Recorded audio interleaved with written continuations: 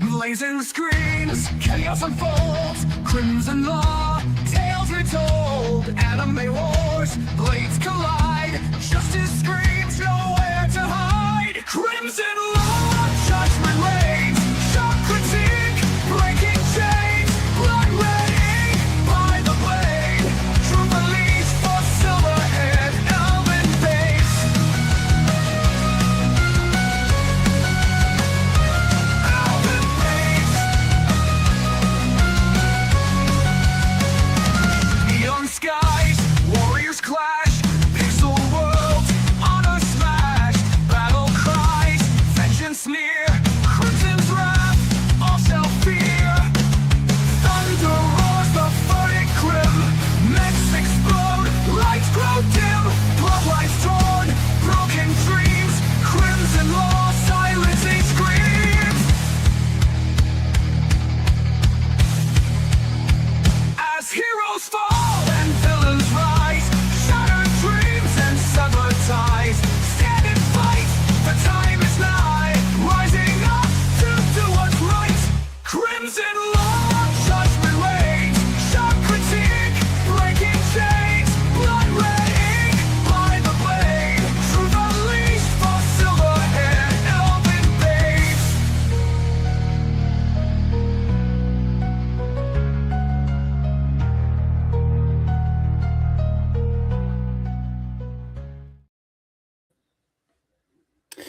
Sorry, as the intro was playing, my stupid ass smacked my fucking laptop and threw my camera out of line. So, what a way to start my my stream back after taking a week off. Well, it's certainly been some time since I was last here, and a lot has happened. Unfortunately for me, I just didn't end up having enough time to get to a few things. So there are like 2 anime where I am still an episode behind. But we'll talk about that when it's actually relevant. Anyway, welcome, ladies and gentlemen, to the one-stop shop for anime bullshit. This is Animated, where we talk about trailers, manga, anime. I put women on a list and objectify them based on how hot they are. And of course, we talk about weekly anime ratings and all that stuff. So, all your good chauvinistic anime fun that you're usually used to. There's no alcohol involved tonight. I'm taking a break from drinking for a while. My dumbass humor aside, it has been really friggin' busy for me lately. Because there were just storm systems that were predicted to come through the area, plus the job we were doing meant there was a lot of work that had to be done. So I ended up not getting around to any of the anime that I had to watch by last Saturday. And that's partly to blame on the Berserk stream, because I was doing a lot of that stuff last minute. So I just, after that, I kind of needed the little bit of time off. So I appreciate not having to do all that stuff. Anyway, so tonight on the agenda, got a bunch of manga to talk about, to be honest. A couple of trailers that came up this week. Obviously, you guys know we're going to be talking about the weekly anime stuff, and we're going to be talking about waifus and stuff like that. I got a small selection for the end of the stream tonight, because I don't know how long this shit's gonna take, but we'll get to it when we get to it. So for now, how is everyone doing tonight? I think I can do this, because I should make use of the fact that I can gift memberships to people.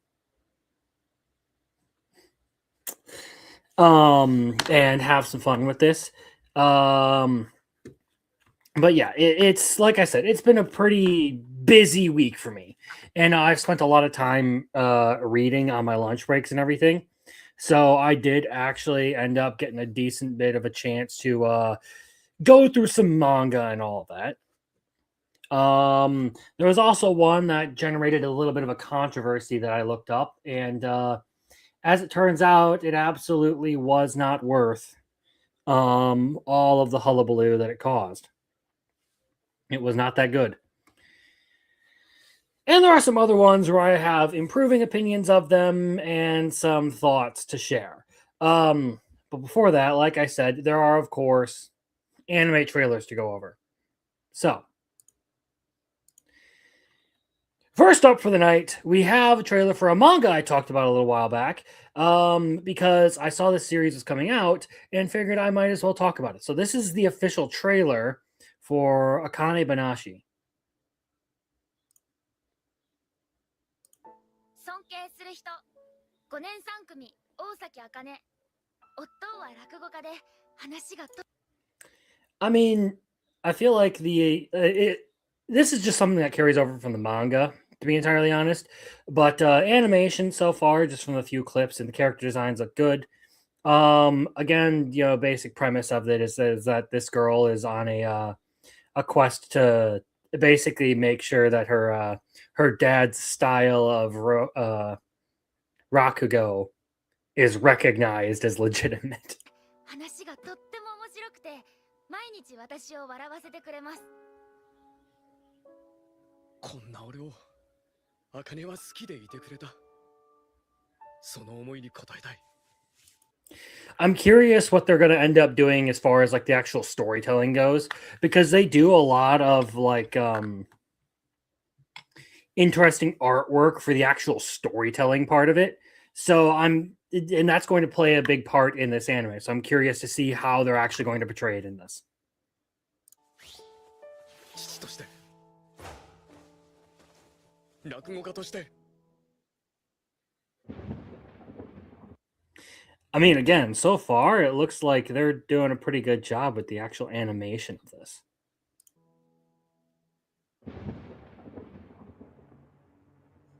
ねえどうしたのねえおっかってばあの日あの時から始まった Wow, they're making it seem a whole lot more dramatic in this than they did in the manga.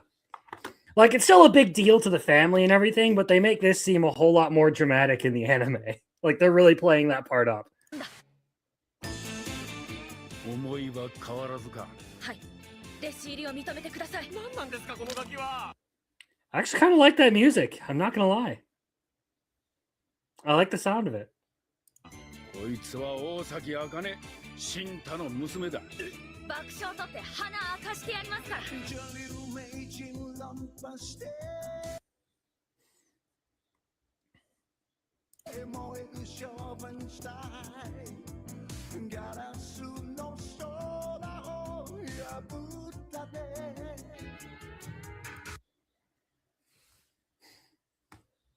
Hey, Muffler Tape, how you doing?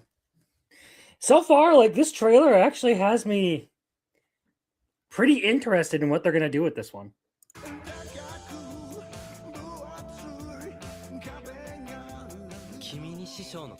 Ah, this fucker. He shows up in the first volume. 落語を弱くする者は荒川にはいらん認めさせますよあなたが切り捨てた芸で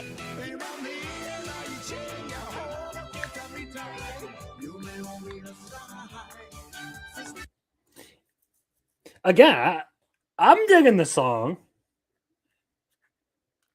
I also kind of like that they have a few like the exaggerated like character designs as far as faces and everything goes.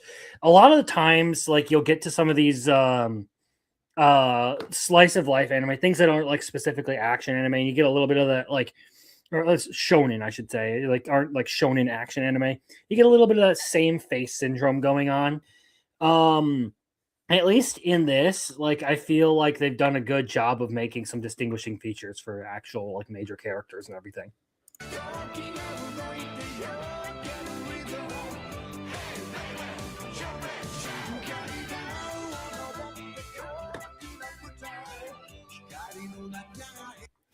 So far, they haven't really shown off a lot of what they're actually doing for the storytelling part of it, which is, the entire like basis of this story.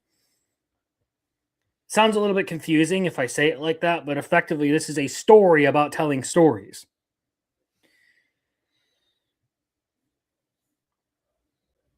And in the manga, they generally use some like interesting art cues and stuff to go along with what's being presented. So I was expecting to see them play those parts up a little bit more with the animation, but I guess I was wrong.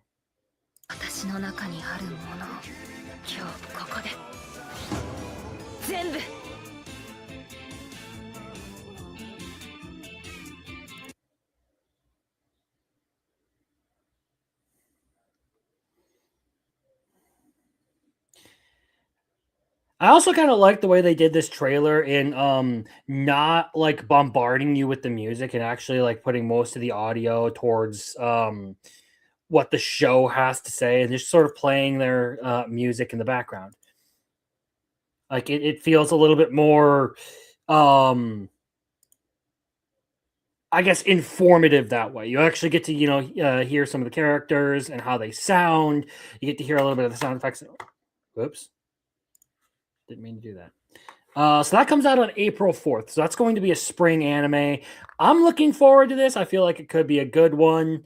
The manga seems fairly fairly successful. So we'll see how that one goes. Next up on the list, I believe this one. Oh, did I accidentally stop sharing instead of sharing the new tab? Fucking hell. I go away for 1 week and I lose my touch. Of course. There we go. So, next up on the list is one that I believe is by Rumiko Takahashi. And this is Mao, if I'm not mistaken. I mean, it's kind of hard when it says TV anime Mao over here, But, you can never be certain. You can never be certain. まあ、命を差し出せ。私は100年後の未来から来たの。 Yeah, it looks about the part, considering the artwork here. Yeah, that checks out.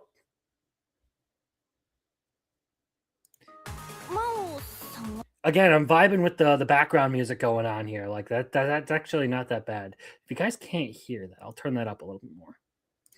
大正時代の人なの？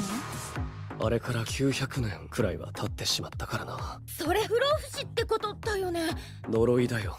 私は病気に呪われている。 It's kind of hard when you find trailers that don't have like the English subtitles or anything. I've tried with Twitter's subtitle engine and all that. They just fucking don't do it. こう書きます。病気を探すしかないんだ。呪いを解くために。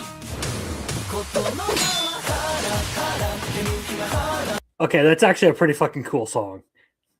And hold on, I want to see this scene again because it kind of looks good. 魔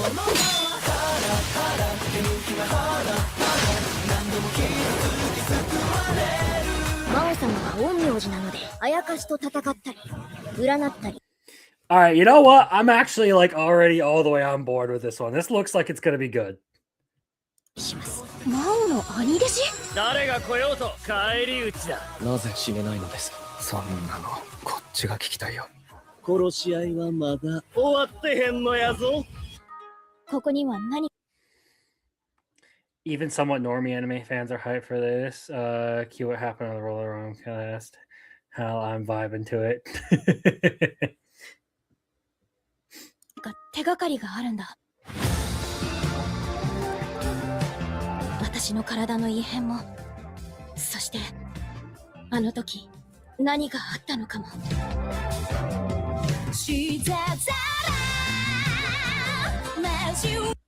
I'm wondering which of these is the intro and which one's the outro. If the first one's the intro, hell yeah. I mean, they're both good songs, but I feel like this one feels more like an outro. But we've had a couple of those situations over the past couple of years where you get one that's like, oh, well, it might be, it's the outro, but it sounds like it should be the intro. And the other way around.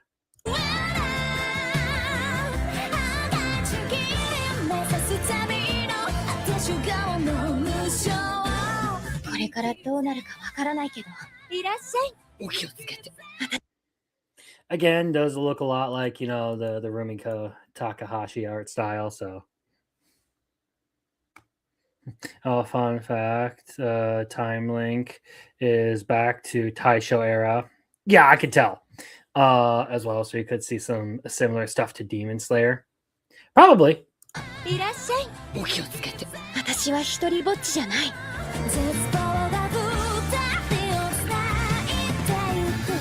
裏切り者の魔王か。生贄の魔王。魔王様。もう一度魔王に会いたい。魔王。お前魔王が好きなの？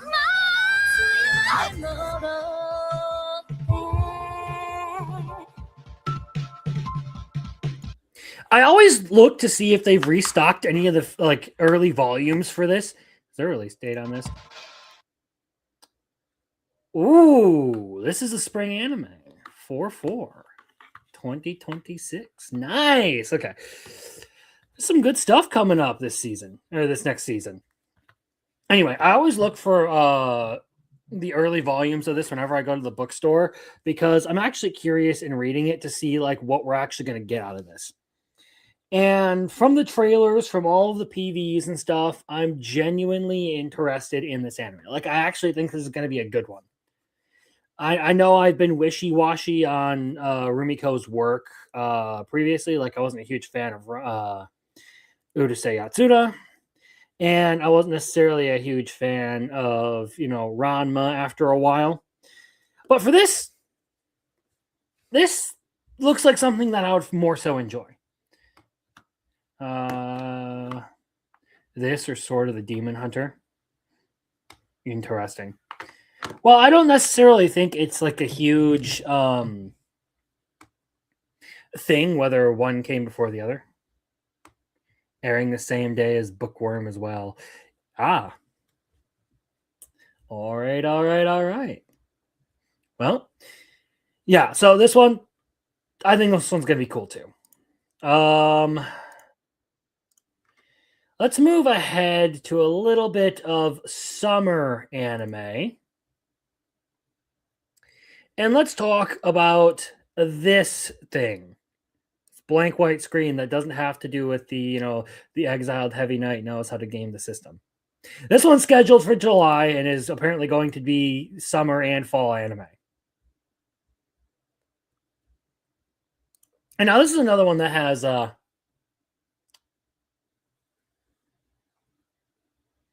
hair in my mouth, sorry. Piqued my interest to say the least.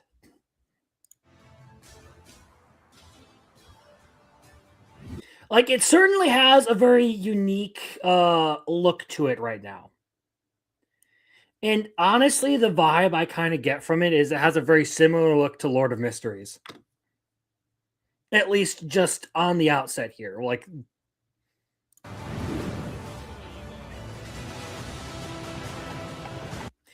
and that's probably why it feels familiar, is it's Gohan's. I forgot about that. And I will say, it does look like they actually put a decent amount of effort into animating this whole thing. So there's that.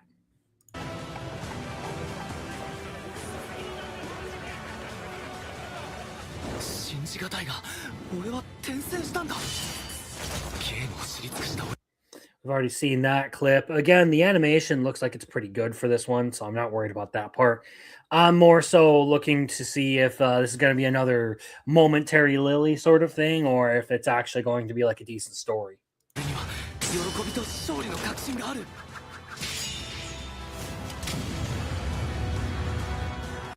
Oh, she's a crazy bitch. She got them crazy bitch eyes.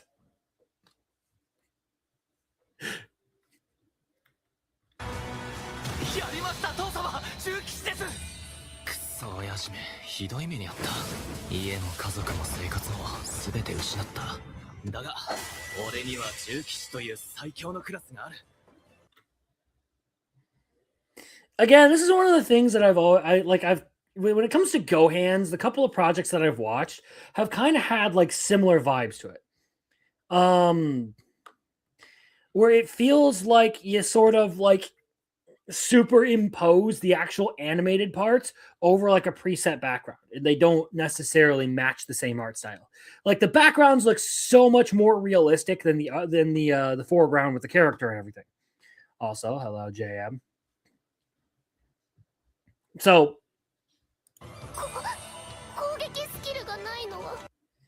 oh great, we have the clown girl.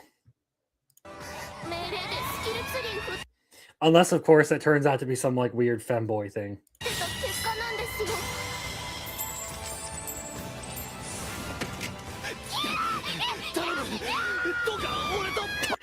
What the fuck is this interaction?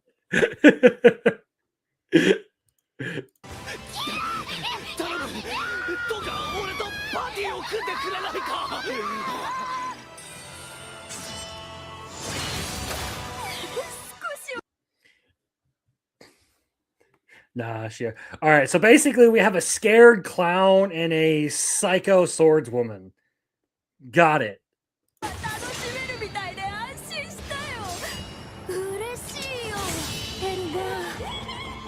ルーチ、お前が必要なんだ。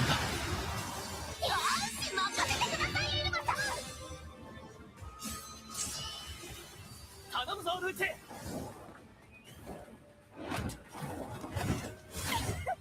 Again, it goes back to like just the overall setting around here not looking the same as the part that's actually being animated. Which I get when you're doing these sorts of like fast moving dynamic scenes. It's really hard to do shit like that. It's just, for me, it's weird. It feels weird on the eyes.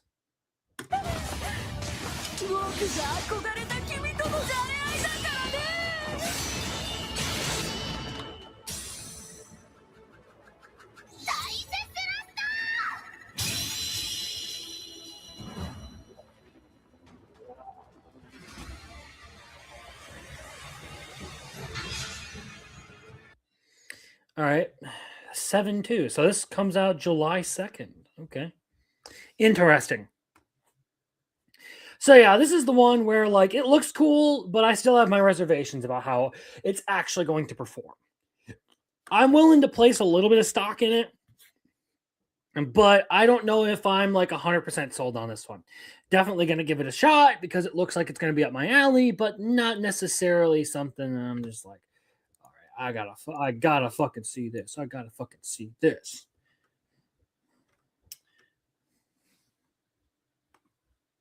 I agree, it's a bit weird, but I prefer it to line art like Black Clover.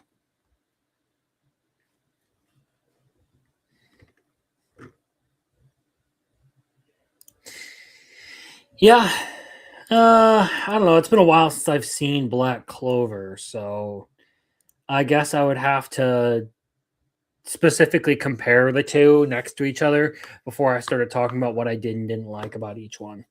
We do have 2 more trailers. You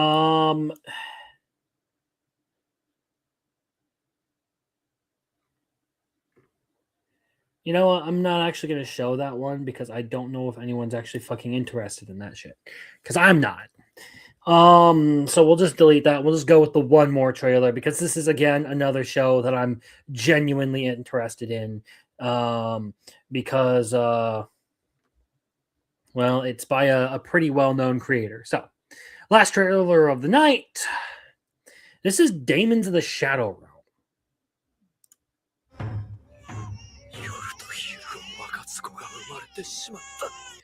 Ah, great. You have Naruto and Sasuke.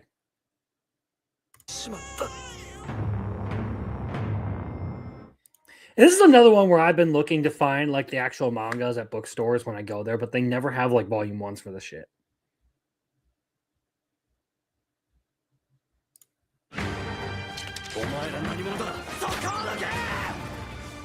All right.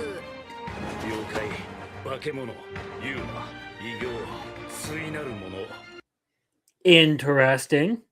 So they're going with some Oni stuff here. So far, like the actual animation that we've seen here looks like it has some promise, but we're getting really small snippets of it that make it look interesting.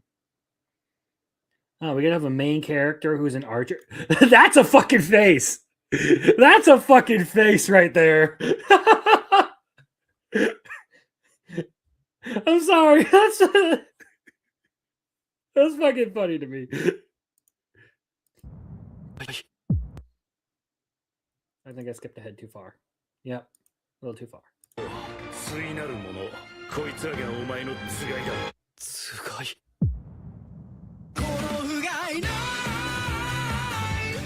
Voundy!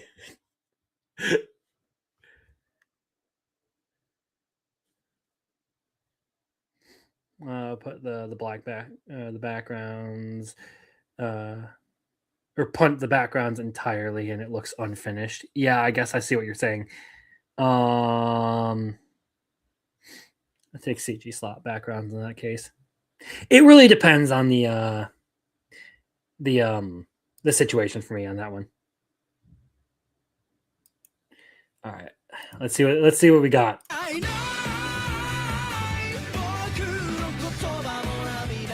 Yeah, this looks promising. Okay, I just gotta point out this guy has a suit and a tie, but everyone else here is dressed like it's, I don't know, Sengoku period Japan. 村のみんなを殺したのはお前らか夜と昼を分かつ双子の一人お主には力を手に入れる資格がある俺たちって世を乱す呪い子みたいな存在なんか私たちは Yeah, I think I'm digging it. Is this guy just hucking a hand grenade? Is that what he's doing? He's just fucking chucking a hand grenade. Okay, you know what? Forget any time period. This is just whatever the fuck it wants to be. Never mind. Screw what I said. あなたたちは絶対許さないこの子が噂の双子っすか運命の双子に生まれたからってなんで生き方を他人に左右されなきゃいけないんだユルあなたの名前は私が生まれ育った土地の言葉で夜という意味なのよもう一度父様と母様を All right. 4-4. Well. What day is Saturday's got a lot of good stuff coming out, apparently. They are airing a lot of stuff on Saturday that I'm actually very, very interested in. So,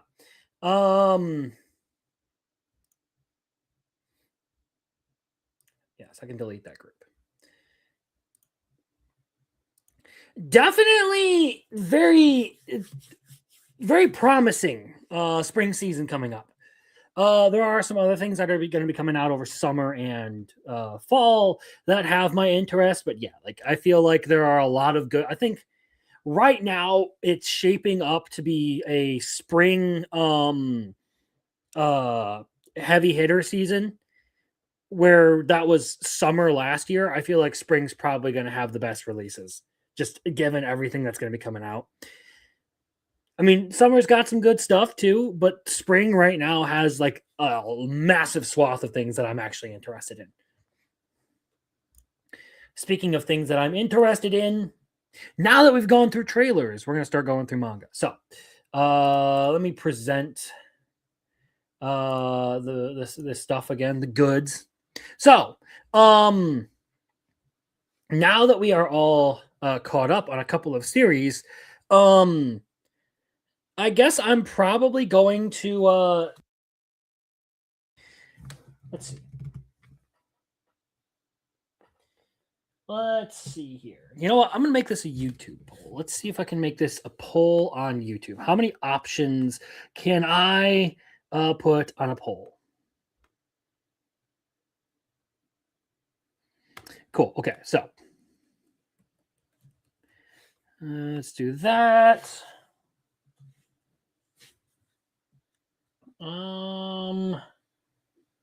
What do I have on me that I should be reading en masse? Yes, we can go with that.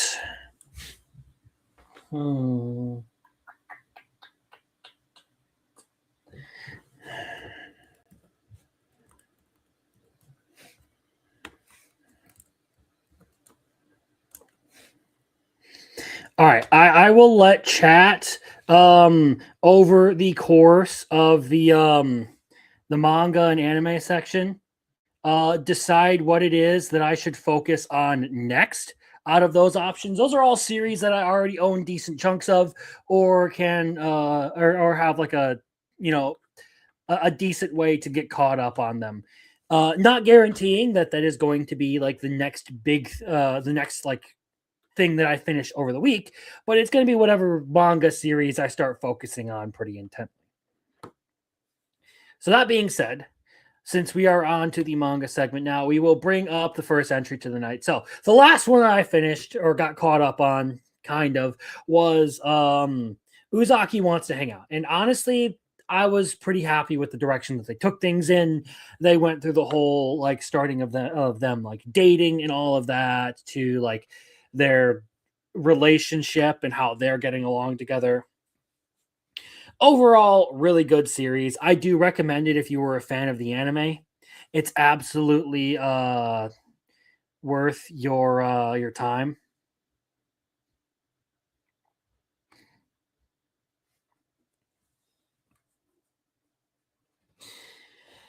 So yeah, I won't get too heavily into spoilers, but I like this. I like the art style of it. I feel like it's one of those that sort of like starts to get out of just the generic romance anime art style. You actually have a good bit of fan service with this one. The author knows what he's doing with his characters and all that, or she knows what she's doing with her characters.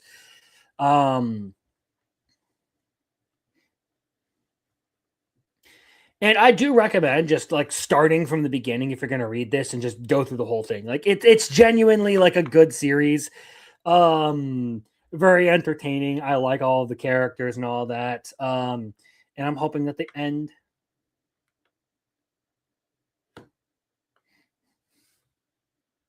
Yes, I like the art. The art. And by art, I mean all of the women in this have massive fucking tits, okay? And the bonus pages for the manga always have someone in some sort of bikini or swimsuit or something. They're not always women, so you will be disappointed on a couple of occasions. But 90% of them are like Uzaki or just random female characters who show up for like one chapter, and then just the random barista that they run into gets a chance to sit there and pose in a bikini for you.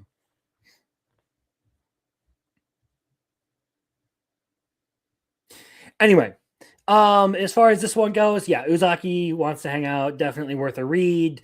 Fun, entertaining. As you get into the relationship, like after they start dating and everything, I think this series actually gets funnier for a while because there is a lot of really interesting interactions that happen. Some of my favorites are when Sakurai basically has his inner demons moment. Like that whole couple of chapters is some of the funniest shit I have ever read. He's just having this whole like inner dialogue with his horny side. It's great. It is fucking gold.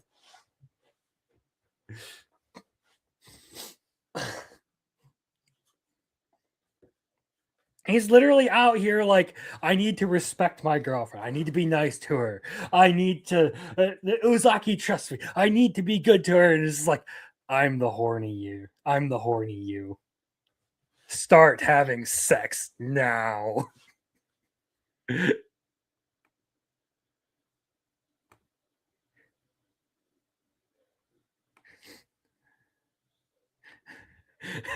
Rolando, I'm here to rig the vote. Let me guess, Muffler Tape told you to show up and vote. Yeah, sounds about right.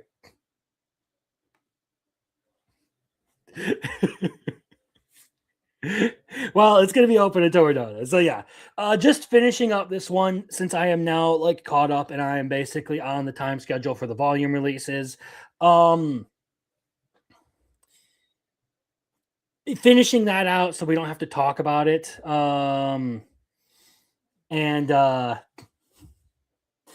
occasionally update. The other one that I did do a lot of reading for is Way of the House Husband, and this is another comedy. So if you guys aren't familiar with this, basically the whole premise of this is that like this like widely known Yakuza guy, no Tatsu the Immortal Dragon, quits being a member of the Yakuza so that he can get married. And now, basically, because he was Yakuza, he can't really get a job. So his wife is the one with the job, and he takes care of the home. So he does all the cooking and stuff, and he is very good at everything he does. But he always does it in this like dramatic, like gangster style. So like everything, he makes everything sound like a drug deal or an assassination attempt.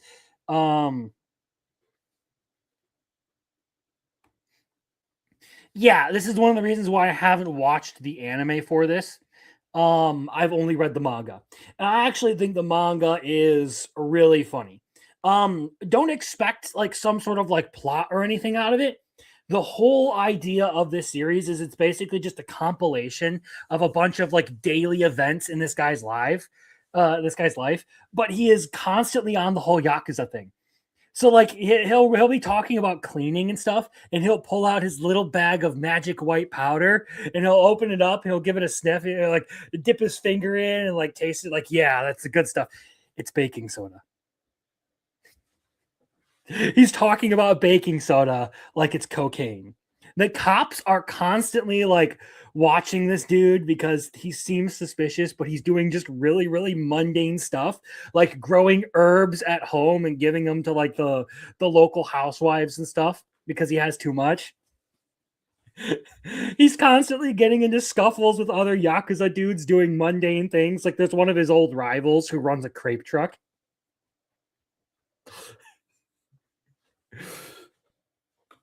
If you're looking for like a slice of life comedy that you can just kind of roll into and have some fun with and just like pick it up, not have to worry about keeping track of a story or anything, just have a good time,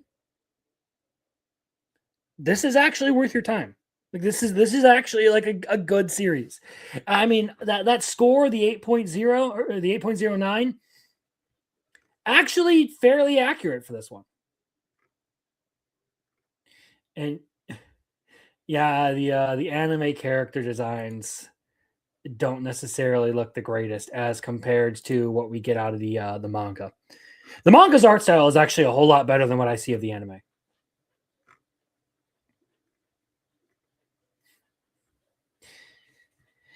It feels neutered when I compare the two.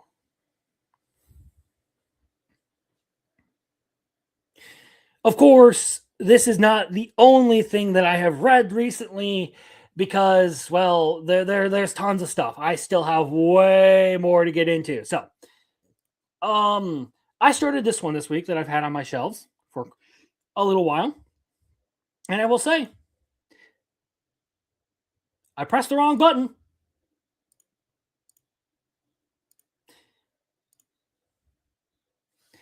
And I will say, I actually thought Isekai Samurai was pretty good. I won't kid. I thought it was pretty good. It's a little bit more on like the slapstick side of things as far as like shonen battle series go. But it's fun. The art style is pretty good. The whole premise of it is entertaining. A lot of the characters are very unserious, so there's that.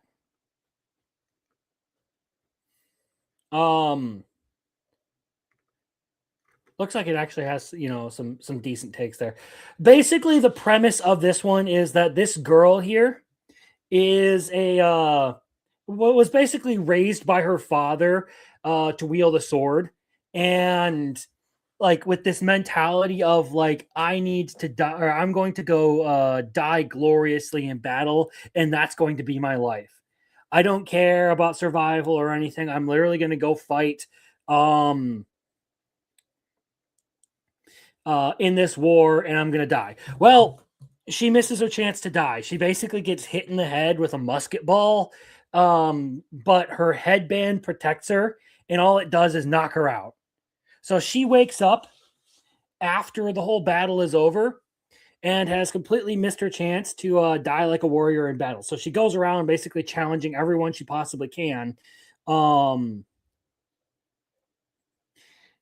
hoping that someone will be able to, finally kill her and all that.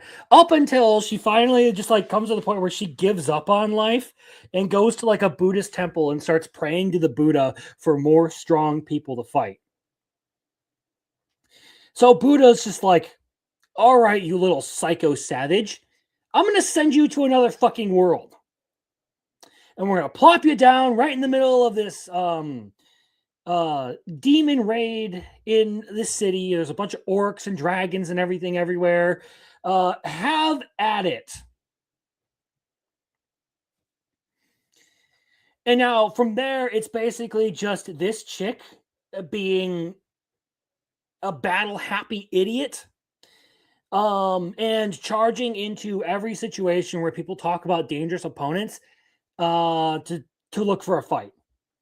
So the moment they talk about like dragons being hard to kill, she goes and tries to kill a dragon. Of course, it hasn't happened yet. She ends up losing track of the dragon. She ends up going and fighting a dangerous like basilisk kind of monster just because she was told that it was really powerful. And then gets really interested in fighting all of the world's heroes, which are basically humanity's only protection against complete evil forces takeover. And now I've only read one volume, but I will say from what I've seen of the heroes that they presented, they aren't going to be great people. They look like they are all dickheads in and of themselves. So it's not going to be one of those situations where she's just beating the shit out of good people. No, they decided, yeah, all the heroes are going to be a piece of shit, and they're just pushing their weight around to make money and wield influence and all that.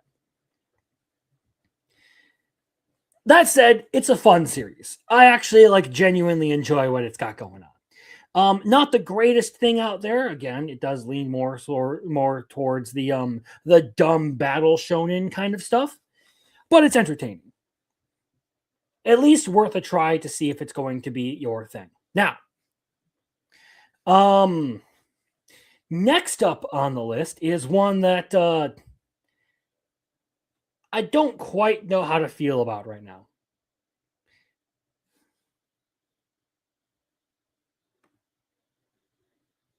There's no better way to fight off an M.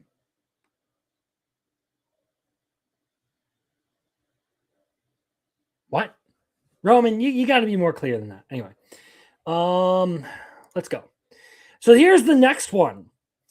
And this is the Ragnarok system of the desperate reincarnated demon lord and the 7 aggressive maidens. There's no better way to fight off a cold than animated. Okay, that makes a little bit more sense. All right, so here is the horny entry for the night. At least one of them. Yeah, because there's at least 2 more. Anyway, so premise of this is basically that the main character is like a world-renowned hero who, stopped a whole like otherworldly incursion of demons and monsters and stuff, and they saved they saved the world, all that stuff. Secretly, though, he is a reincarnated demon lord, well, he finds himself in a very peculiar position. Because a girl shows up out of nowhere saying that, hey, I had this prophetic dream that you are going to knock me up and our kid is going to save the world. Keep in mind, this is a guy who, in spite of being a reincarnated demon lord, has never touched a woman in his life. So there's that. But we come to find out that the entire reason that this is happening is because the first 7 women to get with this guy get some sort of ridiculous power boost from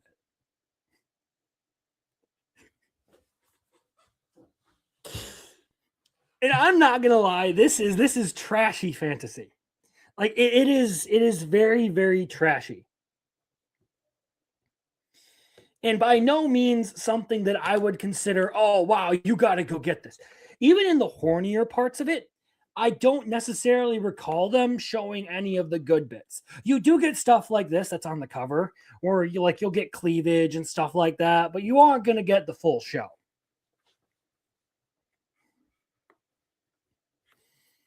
So it's a little bit disappointing in the fan service department for me, and it's also a little bit disappointing in the writing department for me. But at the same time, I'm also like, I almost can't look away because I'm just waiting for one of these girls to finally get lucky with this guy. And what the fuck? Go away. There we go. And maybe we'll get some good stuff out of it. Oh, also, one of the first girls you're introduced to is the younger sister, who is also a hero, who also has a thing for her brother. So I guess there's that. But critiquing it seriously outside of just the fan service. Oh yeah, there's that. Yeah. So this is the younger sister.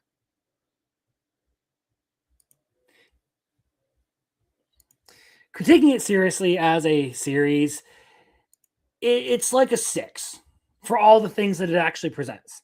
It doesn't necessarily do anything that I'm particularly fond of. It's not like a hugely interesting story. It doesn't really give us a good amount of fan service. Doesn't have a distinguishing art style or anything like that. Overall, it's just kind of like horny fantasy slop. Which, if that's your thing, go right ahead. But I don't find it particularly worth my time right now. I don't know. Maybe I'll continue to just check it out occasionally. I'll give it one more chance after the next volume releases. We'll see how it goes.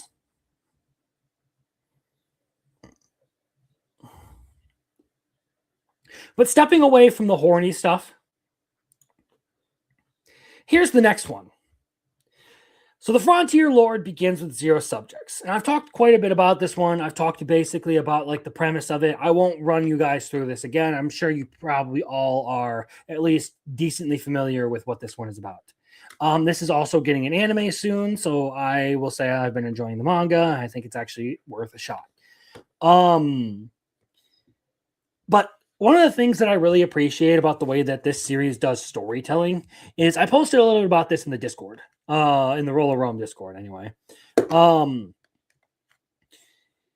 Basically, when it comes to the way this one does flashbacks, it gets very interesting because it doesn't necessarily like break away from everyone else who's being told the story. It includes them in the flashbacks as sort of invisible spectators who get to comment on and interact with the story. It ends up being a really fun way of doing things to where you'll have like Diaz telling a story about like his time fighting fighting against the Empire at war. And he'll be telling one of his stories and all that. And Alma and basically their 2 adopted daughters will be sitting there like constantly making comments while they're like full on immersed in this other part of the story. Like Diaz is sitting there like they're actually showing like what's going on with the flashback and everything.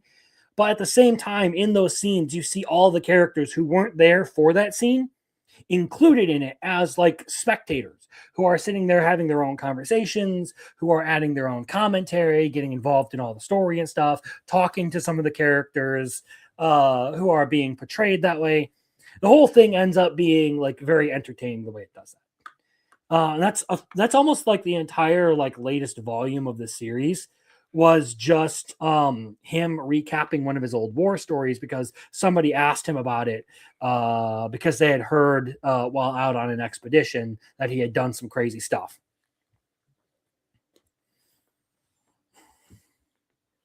It's a fun series. It's a very slow world building series where you kind of have like this, like a bunch of accumulating events and stuff that go over and over and over again. That like build upon each other to actually make an interesting like kind of progression for this whole thing. But it is otherwise just a solid series. I like the characters, I like what they're doing. And yeah, it's a good series to just kind of like binge a bunch of chapters every now and again. So it's cool. And I know I talked about this next one the last time I was on here, and I talked about volume 2, but I was only about part way through volume 2, and the latter part of that actually really changed my impression of this series for the better. So we're going back to Cosmos for a little bit, because I do want to talk about how this series is actually better than I gave it credit for initially. It has really good emotional hooks. It tells really interesting, like, I guess, single chapter stories. And unfortunately, it is, I believe, under the banner of Shogakukan.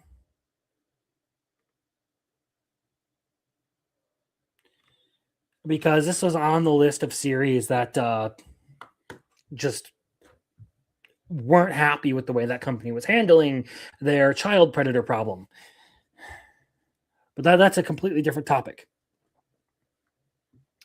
Anyway, so where the future of this one goes, who knows? Because Shogakukan apparently likes to protect awful people, and the author wasn't having it. So allegedly, this one has been pulled. Anyway, the point I was getting at with this one, as far as like the actual character, the emotional hook part of it, is they tell very like interesting stories with a couple of different facets to them. So the one that really did change my whole impression of everything that was going on was basically you have at the end of volume 2 this chapter that is all about this alien woman who kidnapped a human child and was on the run, basically raising that human child as if it was her daughter. And now, of course, the Cosmos Corporation is sent in to try and deal with this because, well, it's under their purview because it deals with an extraterrestrial and all that. And you get this really interesting story of like, you have one that like kind of has this like bittersweet resolution to it. And there's a lot of those kinds of stories where you're actually dealing with very like interesting and compelling incidents that kind of sit there and make you think like, oh wow, that was kind of rough, but I like how it played out. I thought it was good. It presented an actual interesting story. All in all, it's actually been a pretty like good series. I've liked the art style for it. I thought that this whole the whole premise of it was interesting. They've done some like fun stuff with just like their random like one-off stories that they've been doing. And at this point, I would say that yeah, it's actually probably worth a shot.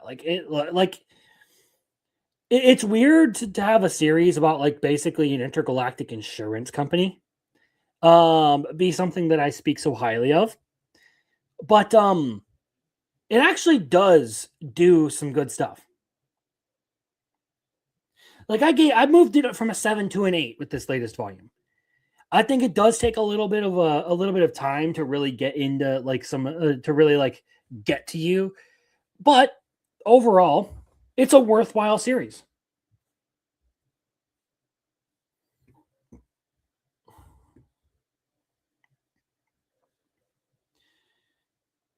Basically, you got like a bunch of like missing persons cases that they're dealing with, or just like fraud, cybercrime, all that kind of stuff. Almost like a detective series, but a little bit more like action oriented at times. Big draw to it, like I said, character writing and the actual storytelling that it does. Those are really like the best selling points that I have for this. Still on the bugle call grind. I respect it. Well, we're going to move on from this one into our second horny entry for the night, because I read a couple volumes of this while I was on break. So let's talk about Betrayed by the Hero. I formed a MILF party with his mom. Roman, if you're listening, I don't know what else to say other than just read this. Okay? Just do it. Anyway, so the latest 2 volumes are very interesting. Basically, they kind of did a little bit of the revenge stuff. All the wives and all the fun, yes. And for those of you who may or may not be familiar with this series, the premise is that the main character gets isekai'd into this world, and is kind of like living with the memories of his old life. But he grows up alongside a bunch of like other kids his age, whose families basically helped raise him. And now everyone just treats him like a normal kid, but inside this guy is like, I don't like any of the women my age or my age in this world, because it just feels wrong to, be in love with someone who would have been the age of my daughter in my first life. So I am instead going to actively pursue all of the adult mothers of all of my childhood friends. And in the end, because every one of their husbands is, a piece of shit scumbag, he ends up like, sorry, I'm skipping a step here. All of the kids in this series basically end up going off to be heroes. So him, all his childhood friends, they go off to, be heroes and everything. They form a party. They're being pretty effective. And then the main character gets cast out because the only other guy in the group wants to monopolize all of the pussy in the group. So they kick him out so that they can, have their orgies without any sense of guilt or anything. And he basically is like, all right, you know what? I'm gonna go fuck your mom. And that's exactly what he does to every single one of his childhood friends. Then, of course, everyone finds out that this guy's so powerful, he almost drives dragons in a region to extinction. So all of the elder dragons and stuff get really fucking upset, and they send out like one of their guard dogs to go like check out what the fuck is going on. And he has an encounter with our main character, and some shit happens, and now he basically just has unlimited stamina, and all of the women are starting to feel like all the women in his little household are starting to feel like maybe they need some backup, because he doesn't stop. It doesn't stop. We can't handle this. It's ridiculous. It's super horny. And easily one of the better entries in the kicked out of the heroes party bullshit that we get.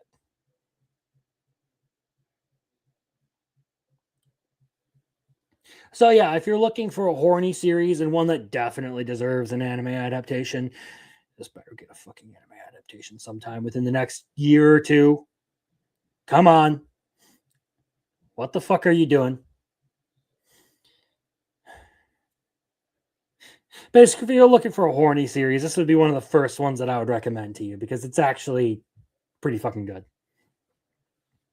I guess one's actually like genuinely good.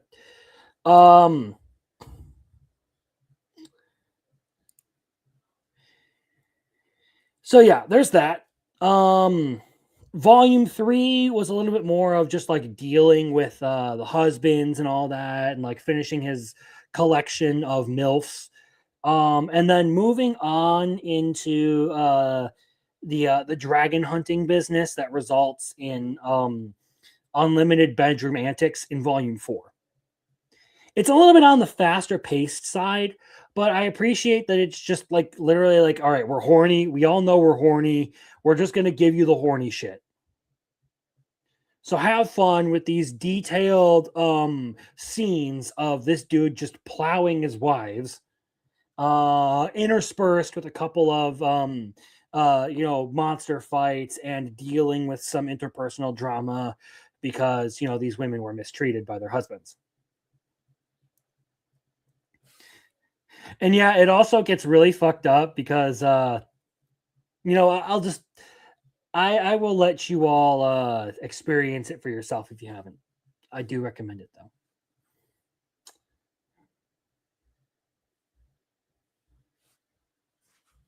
Their moms were committed to sharing everything in life. All right. Let's move on to another one to quickly comment on the series. So, this is a series that came out somewhat recently. I feel like it's only been airing for a couple of for like 2 months. And I will say, this is not a series that is worth watching. So this is Kinato's Magic. And the premise of it is as follows. In a world teeming with magic, young Kinato yearns for adventure. But his special magic power happens to be Seitai healing.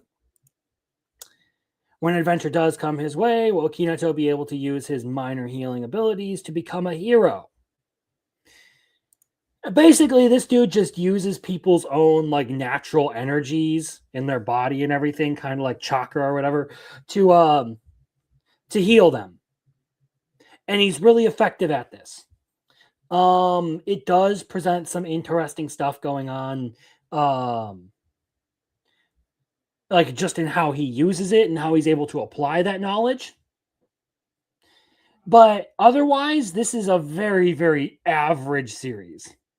And now this one caused a bit of a controversy because there was this whole thing where they had basically a lady night that a bunch of fans headcanoned into being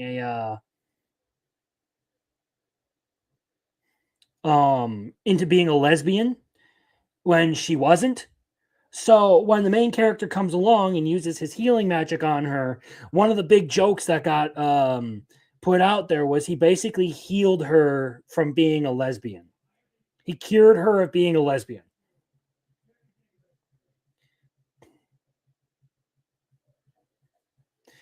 Now, the whole controversy was stupid because this isn't even a manga that is worth being controversial. This literally comes down to the whole drama queen thing again. Like, Drama Queen was an otherwise average series that got a lot of attention because people immediately opted to make it all about the racism and all of that. This one turned into a bit of a bigotry commentary, even though it had nothing to do with that, because people just completely misinterpreted the scene. They got in their head that a character was a thing, character was not that thing. So when certain events happened within the series, they got all pissy because they offended themselves. They had a shoddy interpretation of what was going on. They pissed themselves off. I will not recommend Kinato's Magic. I'm not ever going to touch this series again. It honestly was not all that great, was not all that interesting.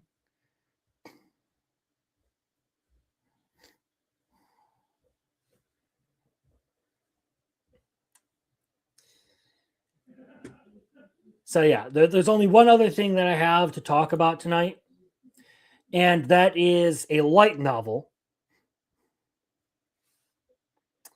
Alpha Omega Common Westerner L, yes, pretty much. A bunch of terminally online Twitter idiots duped themselves. Anyway, one last thing to talk about tonight. A light novel series that I have been listening to on the job site. We're going to talk a little bit about Mushoku Tensei. I am 4 volumes in, boys. 4 volumes in this last week. Oh, man. And I will say, there's a lot of things that get cut out from like bonus chapters or just from like commentary standpoints that are very interesting that get dropped. Like within the first, that should have been put in like within the first half of season 1. But yeah, it adds a ton of context to like character development, world building, and all that. Light novels, I don't think I need to explain the premise of Mushoku Tensei because most people here are familiar with that. And yeah, this is a completely horny series. It's a lot of horny crimson. 4 light novels are wild.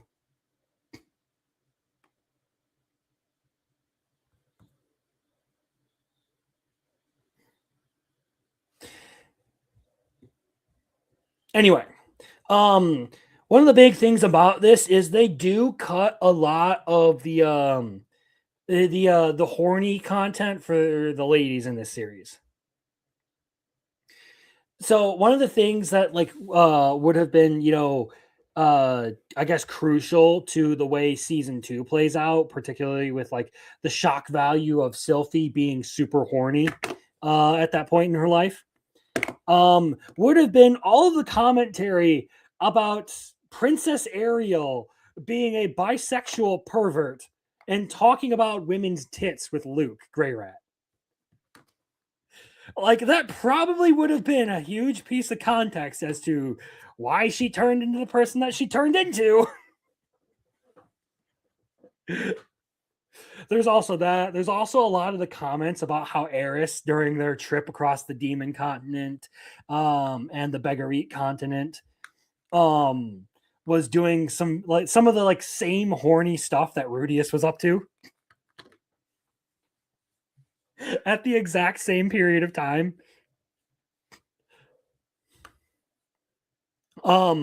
They also give a whole lot more context to basically like Rougeard as a character or some of the other people in here.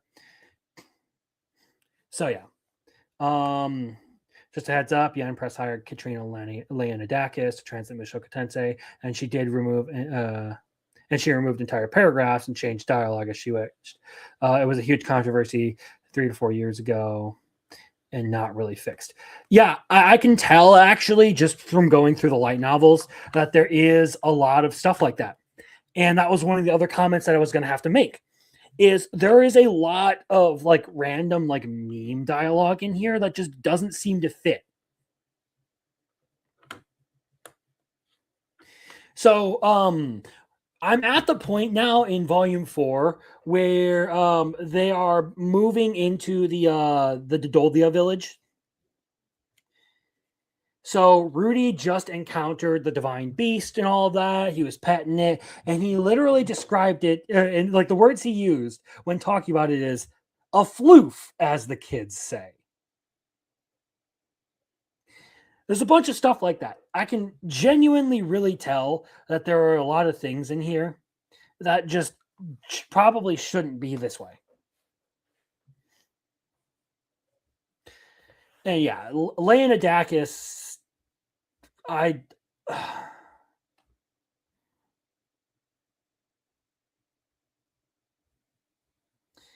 don't like her. I don't like her work. But insofar as like getting more context for Mushoku Tensei and stuff, since I can't read Japanese, this is basically what I have to work with. Especially because I'm trying to do this while I'm at work and listen to this series so I can get through it for when we do our fictionology on this one. Yeah. But there are like sections that are cut out from the anime. Like I don't remember what was it?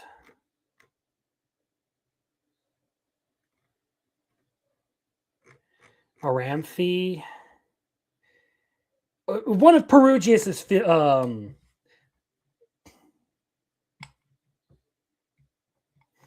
one of Perugius's familiars shows up during the teleportation event to try and kill Rudius. I don't think that was shown in the anime. They don't actually have that whole conversation, if I remember correctly.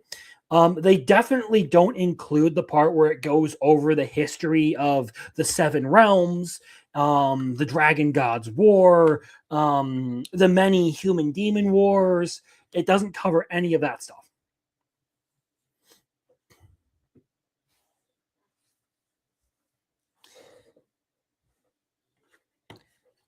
There are a bunch of other like small things in there that are cut, which aren't necessarily huge, but like there are a lot of world building stuff. So they cut about 5 to 13 pages worth of content in each book. Jeez, that's actually quite a bit. Huh.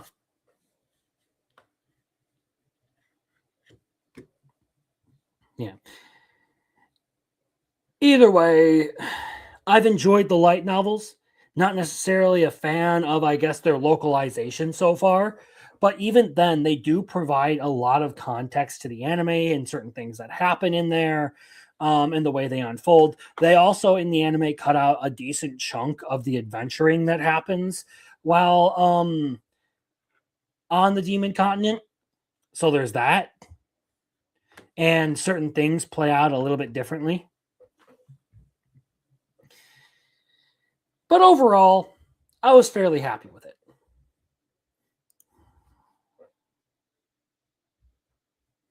So that being said, how are we... Guys.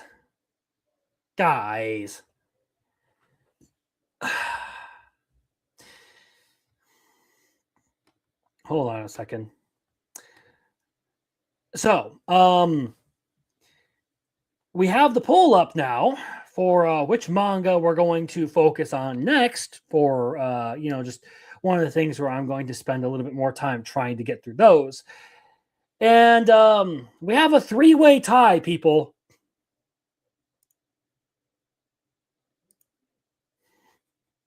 So we have Monster with 29%, Dark Gathering with 14%, Chain Soldier with 29%, and Chojin X with 29%.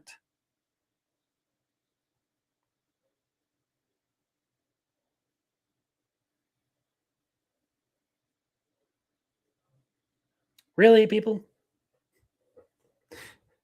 We need a tiebreaker.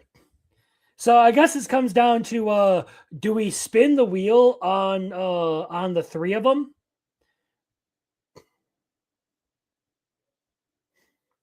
Or do we how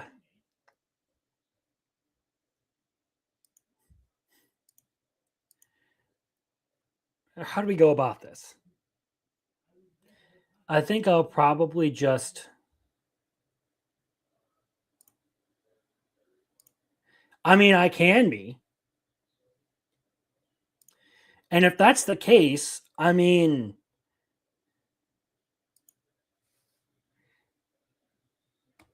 It doesn't really let me vote.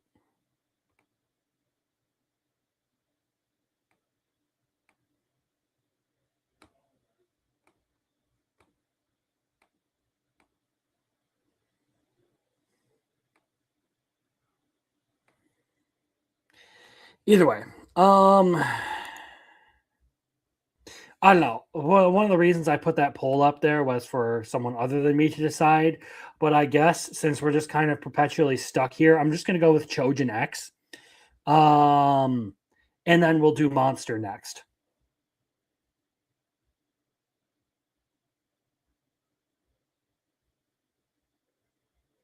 Because as far as that goes, Chojin X is the one that everyone around me is like beating me over the head with. So I'll just fucking satiate the rabid wolves and move on with my life. I have 3 volumes of that anyway. I have like half the series for Monster already collected. So there's that.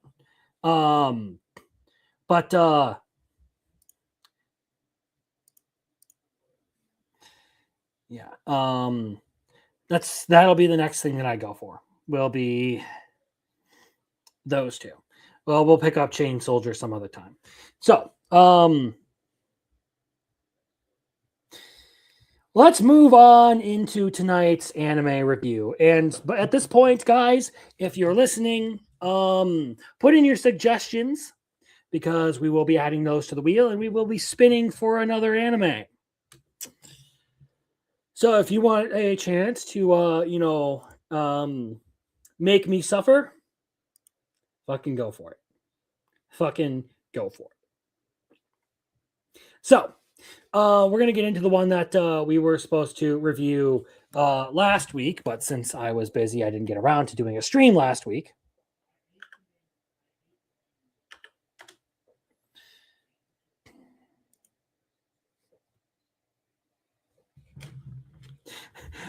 I am not reviewing Bible Black. I am sorry. That one and Prison School right now. I'm not doing a hentai on here, okay?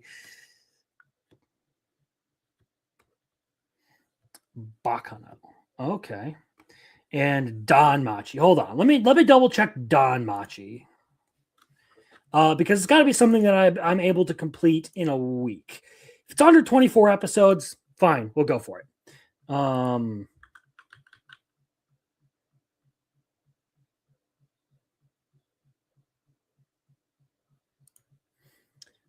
this up. Okay, so Bakano is 13 episodes. I know it's not hentai, but I was more so specifically referring to this. I still don't want to watch Prison School. You're going to have to pay me for that one if you want Prison School. We've been over this. Let's see. What Danmachi. Not Sanmachi.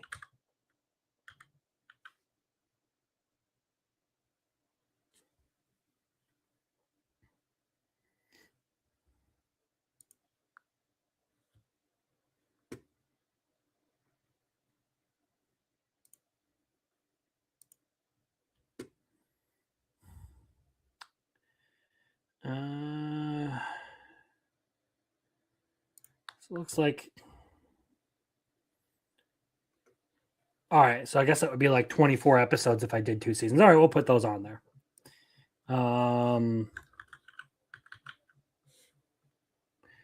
We had Bakano.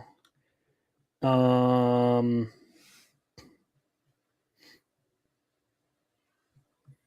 then we'll do.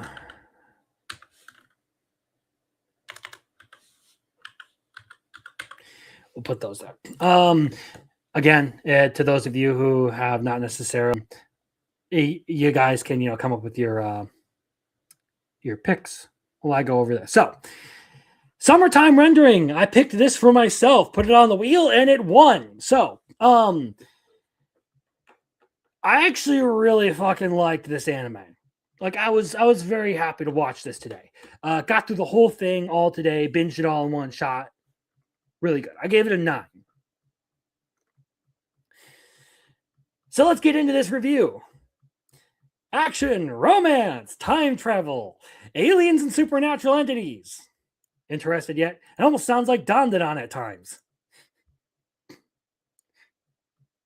This anime is, while not perfect in its structure, a really good watch. There's a reason I didn't give it a 10, and we'll get into some of those reasons a little bit later on in here. So how is the story for this anime? I think that it's actually a very interesting time loop plot where the main character, Shinpei, finds himself caught up in the plots of a collection of supernatural clones and the local deity controlling them. Now, they kind of bounce back and forth between whether it's a god or an alien at times. It feels like they can't really decide whether they want to do like full-on spiritual supernatural or they want to go with extraterrestrials, but that's neither here nor there. I think it's a very well-structured and paced series for the most part. But it does opt for a more brute force kind of storytelling in this category than you would expect from some of these time loop series. Basically going into this, I kind of figured it would be a little bit more on like the detective, like sleuth kind of side of things, where you would find a lot of the series basically just compiling like small bits of information and building into this big mystery that's going on here. That's not quite what we got. It was a little bit more aggressive. And by that, I mean, there was a lot of fighting and a lot of confrontational stuff in this one. So rather than play on the supernatural mystery parts of the series, it does lean a little bit more into the action. It's got a lot more fighting and action than you would expect because of this confrontational approach to things.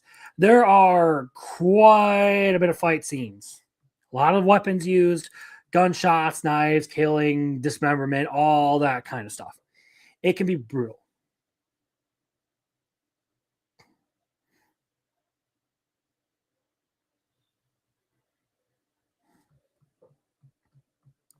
But because there isn't really a part of the series where you feel like things are slowing down or getting less intense. Yeah, so basically it keeps up that constant action, and it always feels like you're on the edge of the seat waiting for the next thing to happen.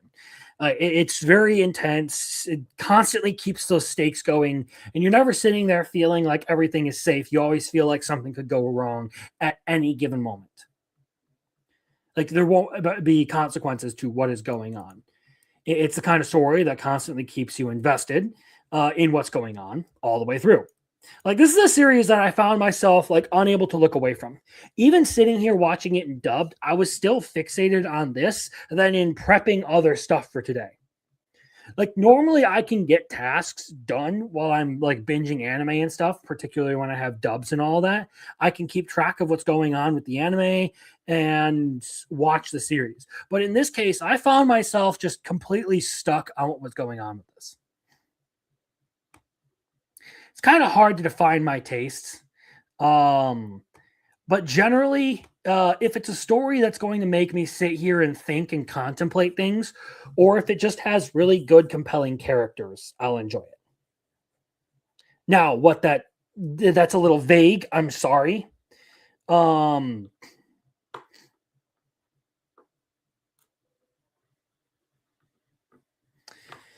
But that's basically the two things that I'm really like focused on when it comes to a series. Is like if it's going to be something that's more like gonna present like a plot that's going to like, I don't know, I guess it's really hard.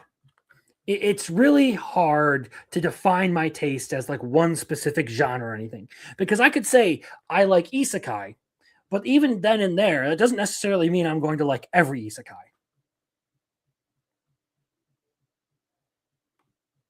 So you would want to put Steins Gate in there? Is that what you're saying? Rather than Bakano?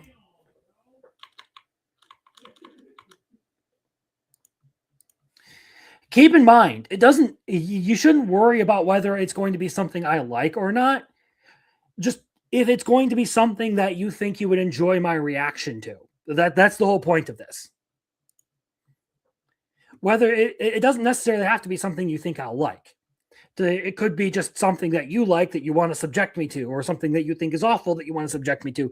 One of the guys once suggested one of the worst anime he's ever watched for one of these segments. And it was miserable. I hated him for it.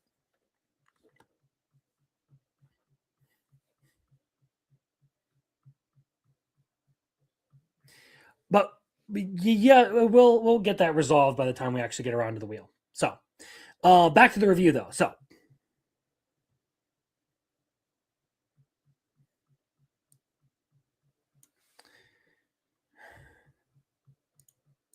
and that begs the question of, how the characters are in this series. And while I didn't really find many of them that like stood out a ton, so to give a good example of this, of what I mean when I talk about a character like standing out or me finding them someone that I vibe with, listening to Mushoku Tensei recently, I really, really like Rujerd as a character. I think he's great. I think he's probably one of my favorite Mushoku Tensei characters. Like he's just not necessarily that I agree with every decision he has or his entire philosophy, but I find him very interesting. I like having him around. I think that his good qualities are the kinds of things I really like out of his character archetype. Him sort of being the mentor to Rudy and Eris as they're traveling back to the Asura Kingdom.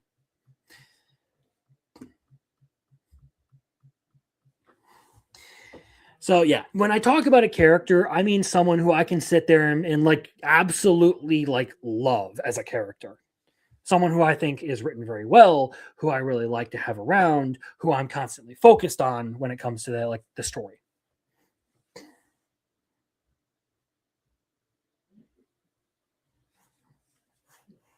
Anyway, I will say though that as far as this goes, all of the cast are above average on that likable scale. Like they're actually good characters. Like I genuinely like everyone in this series. I thought they were all written well. I'm not trying to denigrate them by saying that I didn't vibe with them. I didn't find them particularly like enthralling. It's just that I didn't have that one character that really stuck out to me. The closest it gets is Ushio Kofune herself. The deceased childhood friend that Shinpei returns to the island for. I do like that she's kind of, like the childish, wild character who has the somewhat violent temperament. Um, Behaves fairly immaturely, is really fun to have around. She's kind of goofy and all that. I enjoyed that about her. I also liked Mr. Nezu because, the hardened old badass of the group. Like, he was cool. And then, of course, you have Hizuru Minakata. Sorry about that.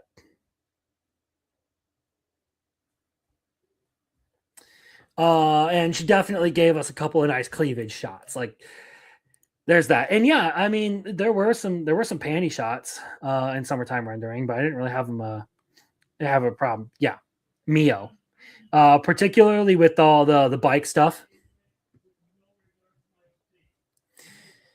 I thought a lot of the characters were good, likable people. Like, I shouldn't say a lot. I thought they were all good, likable people. I really enjoyed the cast for this one, but none of them really like jumped out at me the way a character like Rujerd or Nagi Arato or Commander Erwin did. They didn't have that charisma.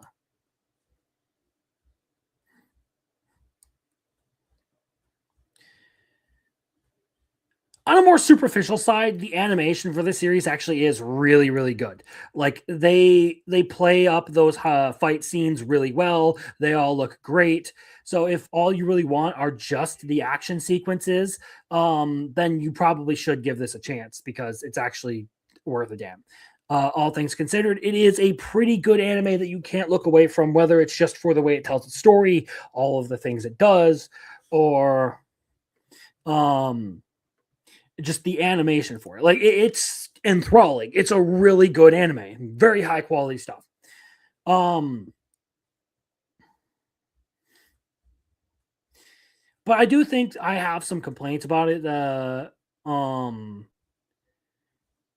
I just couldn't necessarily like put aside completely. Like, particularly with this show being fairly predictable in how it tries to play things out. It's very blunt. It doesn't do a good job of hiding things that otherwise it tries to play up as major reveals. But well, I'll explain a little bit more about that here. So in certain early episodes, it spills the beans about major events that are going to happen a little bit later in the series. Like, when you get to the festival the first time, there are like very blatant things that are just thrown out there in character dialogue that are like, wow, okay, so that person is doing this. And then later on, it's some big reveal that that person is doing this. Like, it's some sort of big thing when very clearly you could have heard that person say right in front of your face that they were doing that thing in the previous loop. It should not have come as a surprise to you that they did what they did.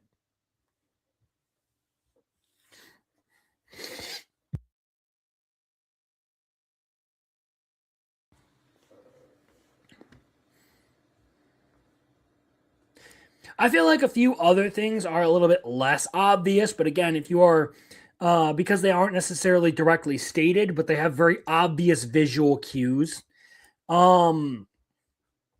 And I won't necessarily spoil everything that's going on with the story because it's still worth a watch, and some people may not catch on to some of these things. There are several attempts at twists in this that just lack punch because of this. Certain characters who just have obvious tells and flashbacks and all of that, certain lines of dialogue that completely give half the game away. It's not really necessarily foreshadowing when you're hitting me in the head with a sledgehammer. And that's really like the big complaint I have is if you tell me what you're going to do, you can't pretend like it's a big twist when you do it.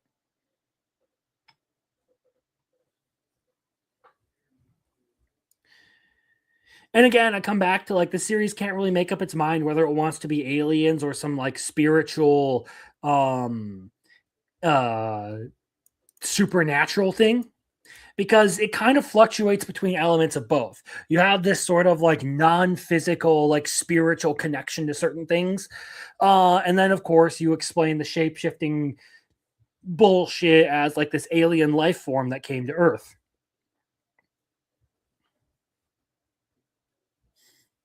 Although that last little part, again, is kind of a very minor nitpick in the grand scheme of things. The bigger part of it is that it doesn't do a good job of foreshadowing. It's a little too on the nose with that.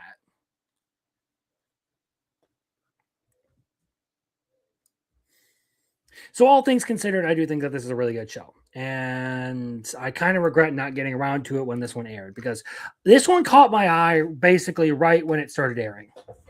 I thought it was going to be a good show. When I saw it, I kind of like the whole time loop thing. I always find those sorts of stories interesting, unless they are specifically Tokyo Revengers, because fuck Tokyo Revengers. Tokyo Revengers is a fucking shit ass series, and I hate the fact that I wasted money on that. But yeah, I do enjoy some time loop stuff. I always find them fun. The way they did it in this series, particularly some of the creative choices they made in how that whole time loop works, I found to be super interesting. Again, I can go back to the whole cast here. Like, there isn't a single character that is presented in the main lineup that's on the front here that I had a problem with. I thought they were all pretty cool. I liked the way a lot of the things functioned. This one can be a little bit brutal and gory at times. Like, there's a fair bit of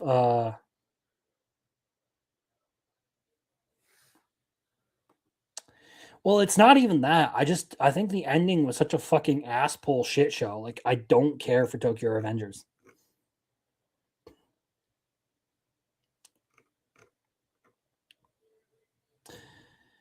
Anyway.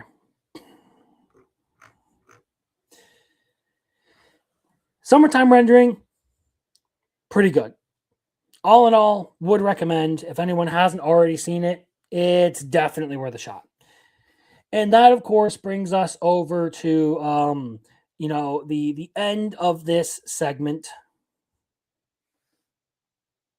where we talk about anime. So, Alpha Omega, which was it that you were going to go with? Steins Gate, Baccano. I don't want to put you on here for one when you change your mind. Right now, we have Wasteful Days of High School Girls from the comment section under this from Copied Kitty, I believe, if I remember correctly. I put Asobi Asobase on here because comedy. 86. Don Machi. And then, of course, we have Alpha Omega going. Caps lock is on. There we go. So, time to spin the wheel. The deadline is up, people. There's nothing else to put on here. So, who's going to be the one to win?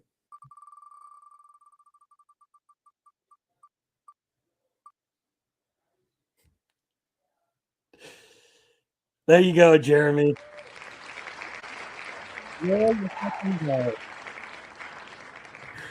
So we'll be going over 86 next week. Ladies and gentlemen, it finally happened. And we'll be back next week to do the exact same thing. So if you're still interested in getting your recommendation onto my watch list, show up again. And we will spin the wheel yet again. So that being said, I am going to pull that up in my anime tab here.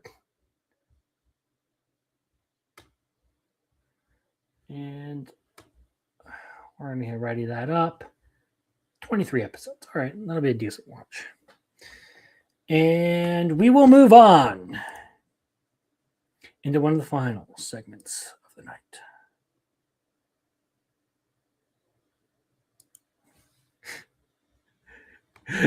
Now we're going to have to come up with another show to recommend. Right? But before we do that, I need to take a quick break here. So we're going to throw on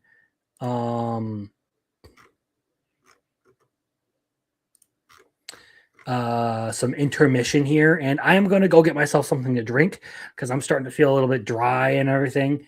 So I will be back in like 2 minutes. You guys stick around. We're going to go over weekly anime. We're going to talk about everything that I've watched these last 2 weeks. And then we're going to do the ultimate waifu tier list to end the night. So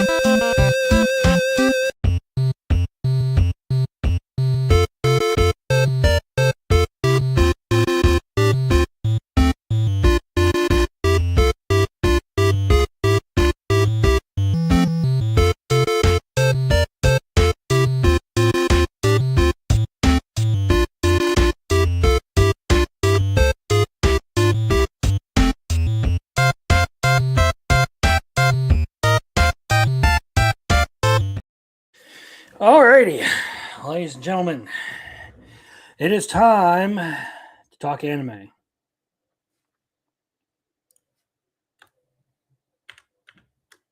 Nope. There we go. That's a little bit more like it. All right, so I don't have any alcohol on hand. There's none of that going on. I take care of that later in the night, just for your information. I'm assuming we're talking about all the horny stuff that we went over earlier.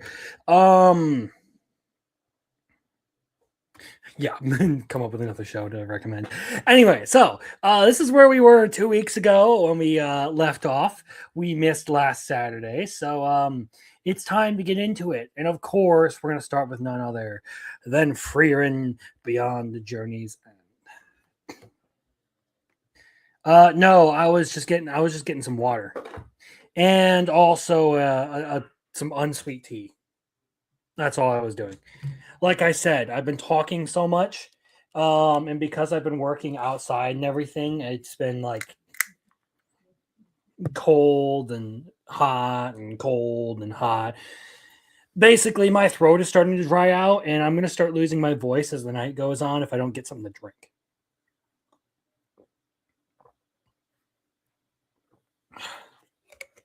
I don't have anything caffeinated on hand because I didn't have time to run to the general store and grab something, but that's a anyway. So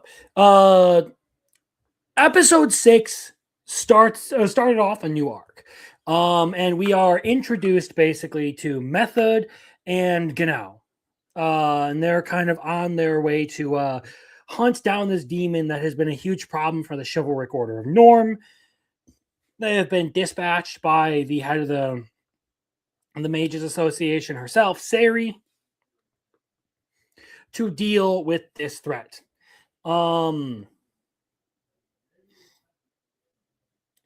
They start. There's a really fun exchange that happens about halfway through the episode where Frieren and the group first have their encounter with Genau and Method. Where Frieren basically busts through the door and is ready to start firing off spells, and Genau is just kind of like ready to fire back.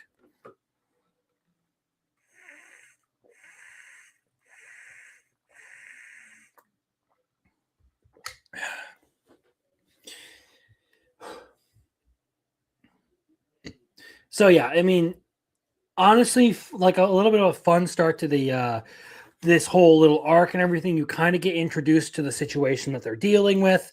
They have the whole thing with Stark and Method trying to recreate the moves that ended up killing all of the guards for the town. You have a little bit of Genau's commentary about how this was his hometown and all that. There's some good stuff. But it's episode 7 that really brings all of this into perspective, as you kind of have the group split into 2 groups as they've decided what they're going to do. And I actually drew some important points that I'm making into a elongated Frieren video here from this episode. There were some very interesting things that I noticed about particularly the demons and the way that they're portrayed and how they kind of fit into the story.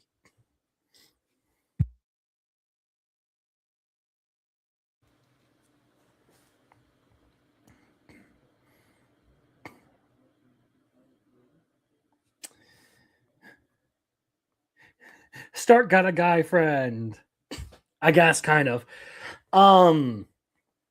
So yeah, episode 7 was the one that I was actually more interested in, because we are now like meeting face to face Divine Revolt, Divine Revolte, however you want to pronounce his name.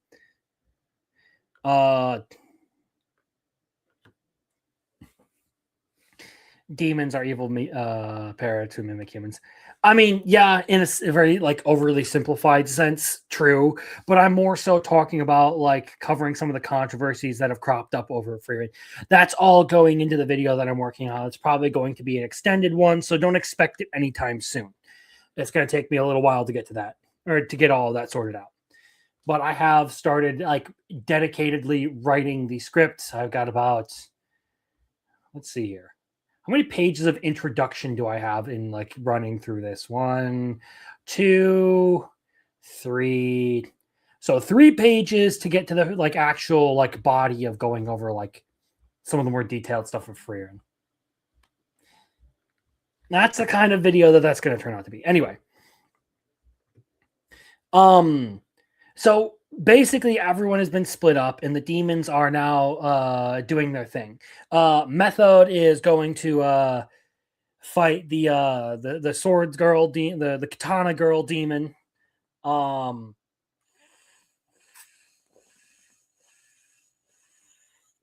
Sorry, I'm incredibly thirsty right now. We have Fern dealing with the fog guy. Frieren seems like she's about to run off and do her own thing. And now we have Stark and Genau fighting Revolta, or however you want to pronounce his name. The animation for this episode was good. I think we got some interesting little bits. The magics that they've displayed are cool. And some of the commentary they made, well, it's actually really going to help me in my upcoming video, as I said. Best part of the episode, though, was Method and her obsession with little girls.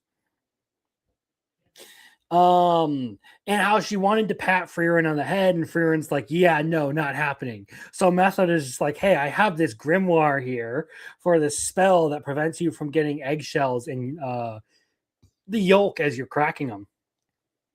And the moment that happened, Frieren was completely completely changed teams. All right, you can pat me on the head, do whatever you want to me.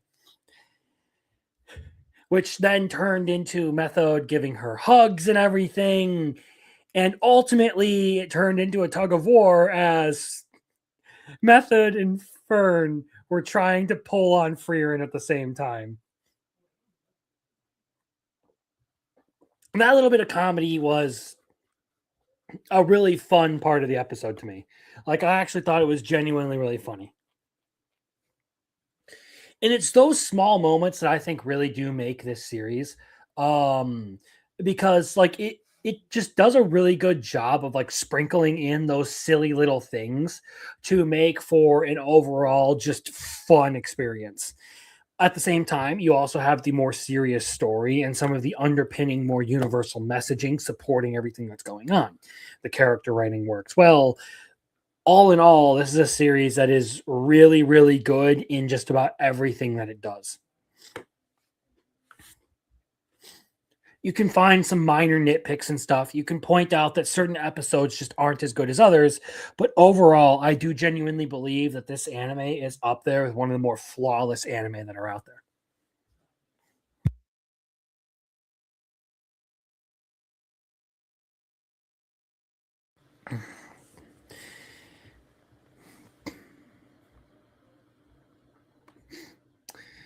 It's always fun to watch Japanese social media being completely confused and befuddled whenever Freer controversy kicks off. At this point, they must think we're all legally retarded or insane. Yeah. The Freer controversies are always really stupid, and they come from people genuinely who are either politically inclined and want to overlay their politics onto everything, who are spitefully motivated because they just don't like the series and hate that everyone else does like it, or who genuinely cannot think of things because they're a dumbass communist. I'm not kidding. The number of people I saw criticize Freerin who had communism or who had communist flags in their bios or in their names was kind of alarmingly high.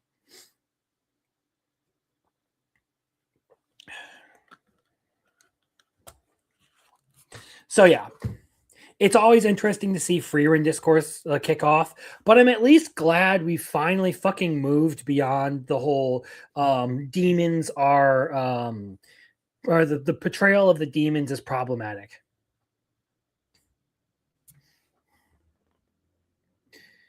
Anyway, Tojima wants to be a Kamen Rider, anyone?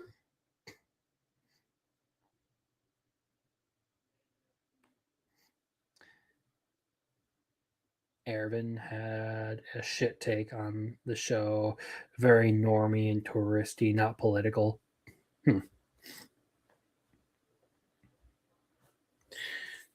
Interesting. So Tojima.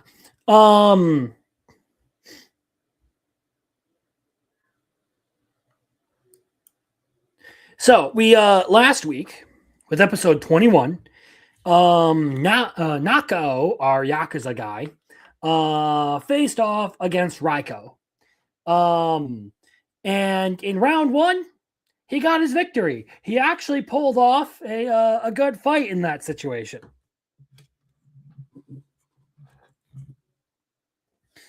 So good on him. His training paid off. He was actually able to do something good.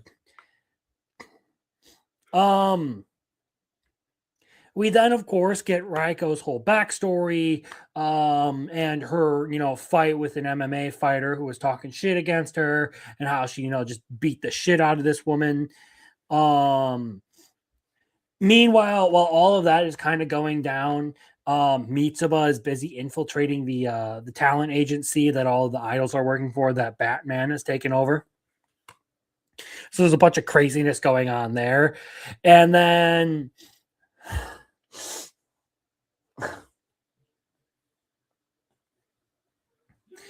of course, we get the whole thing with Nakao like doing his love confession at the end of the episode and his second fight with Raiko and everything that was going on.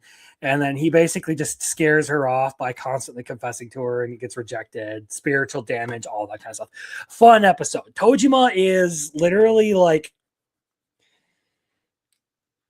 it is the stupidest group of heroes doing the stupidest, most fun things possible while also being like legitimate heroes. It's genuinely like just a fun show. It's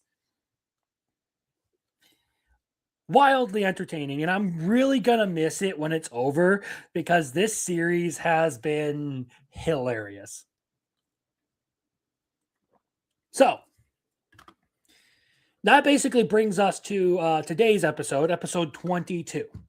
And in this case, the whole gang is finally back together.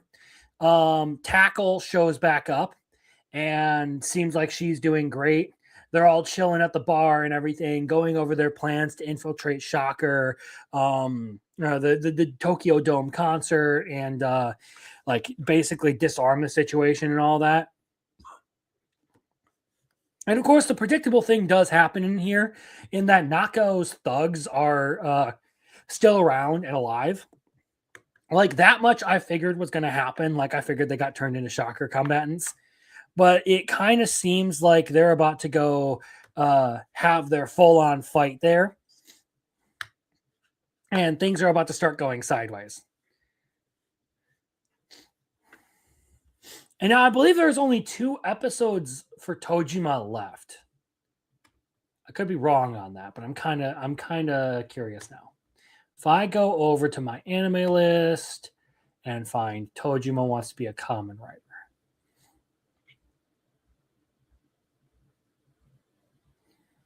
Yeah, we have 2 more episodes left before the season is over.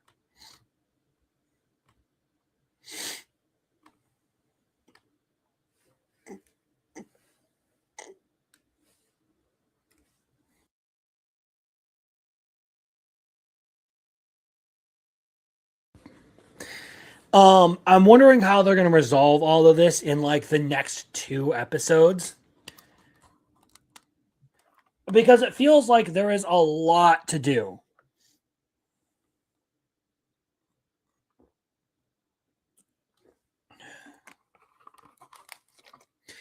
And now Tojima has been one of like the big sleepers over the past 2 seasons. Like, I did not think that this series was going to be as good as it is, but holy shit, it's just straight up fun. So yeah, I'm kind of concerned. Like I said, like you basically have 2 episodes to wrap up the big bad guy. So unless it's going to turn into like a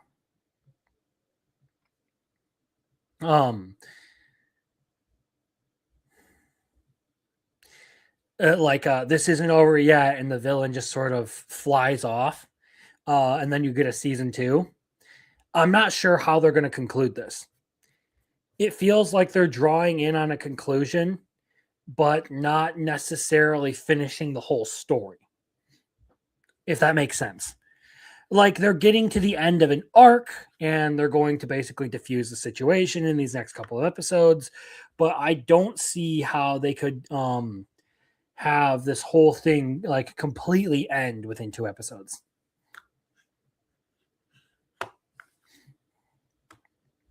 I'm kind of hoping it does get announced. And yeah, I mean, at the very least, we got 2 cours. We got 24 episodes, and it's an otherwise really, really good show.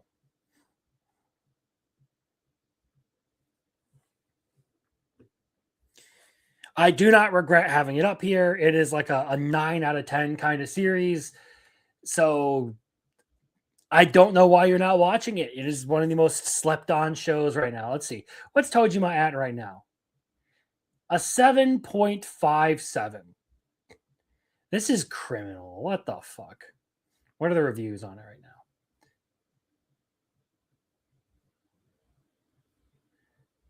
Mostly positive. So yeah, that's that. Unfortunately, guys, not a lot of these up here are going to change at this point. They've kind of been like cemented themselves in here. It's more so this stuff that I'm going to be moving around tonight. So Sentenced to Be a Hero is the next one on the list. And now with 2 episodes, there was a lot of interesting stuff that has just happened here.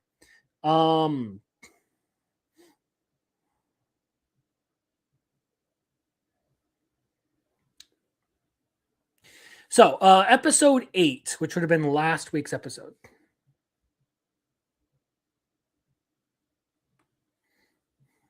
Kamen Rider property, hoodweebs, and tourists won't watch it or hate it.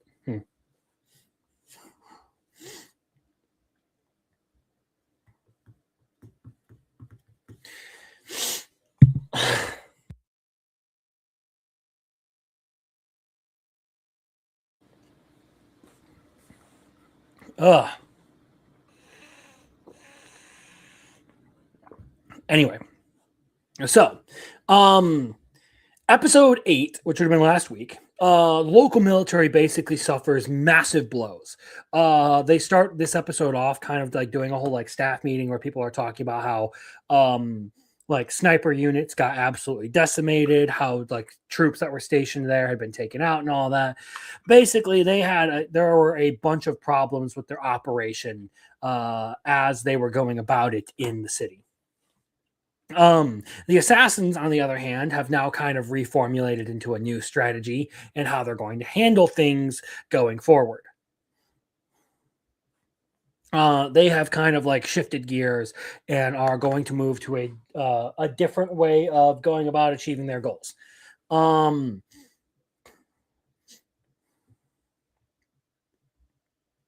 It was really funny to see Kivia kind of get all embarrassed and like flustered over getting her compliments from Xylo in that about how she looked like the spitting image of a young noblewoman.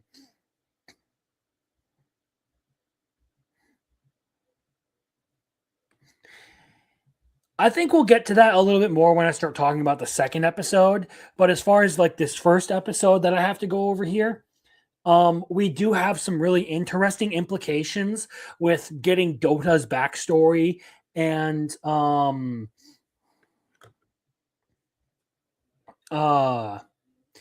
like how he was like convicted of trying to abduct the prince and everything. Because the prince wanted to escape and all that. There was a bunch of like really like strange things that were said there. And then they end basically on trying to kick up chaos at the guild to try and, make a scene, get the attention of the guild master and all that. That transitions on into episode 9. And this is, I think, where Jeremy's criticism kind of comes into a little bit more of an important role here. It's a little bit more relevant. That's the word I was looking for. Because they do kind of blitz through a lot of what happens there fast. It was a pretty battle-intensive episode where things basically just go sideways really, really fast, and everyone starts getting into an all-out like brawl. So we do have a couple of interesting characters introduced in this one, but in all of the before we get to that, in all of the brawl, Dota manages to get his hands on the guildmaster and take him back for interrogation.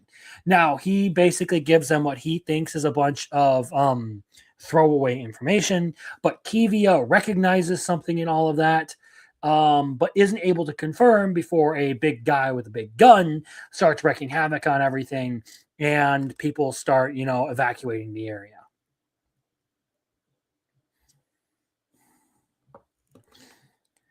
And now the biggest reveal in all of that is I was wrong about who the Demon Lord was. Now, it's very interesting to see that this is a character who has some sort of connection to the Demon Lord, but we do find out that the little sister, that was a twist I didn't see coming.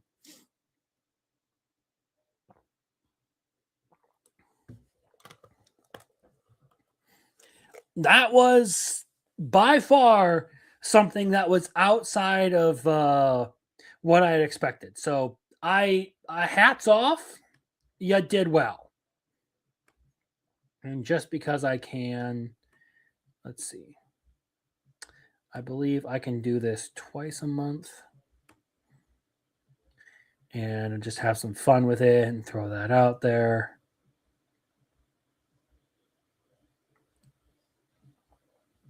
There we go.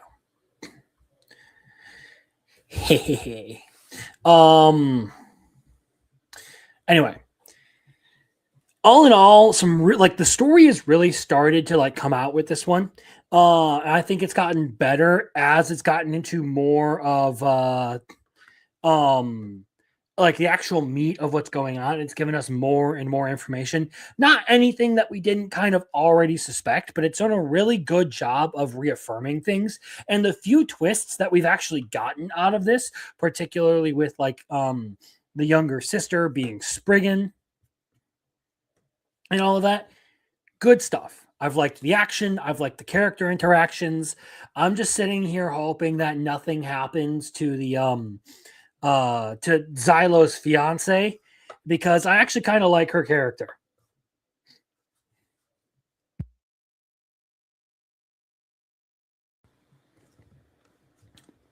So yeah, Sentenced to Be a Hero. Really happy I've kept on with this one. It's been good. It definitely is just kind of the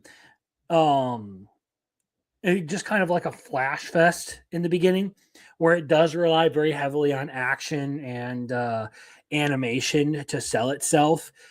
But as it goes on, the story actually gets pretty interesting. The characters develop pretty well. I've particularly liked Kivia and Teorita. So yeah, I'm satisfied with this. And the fact that it is getting a season 2, from what I have seen, is nice.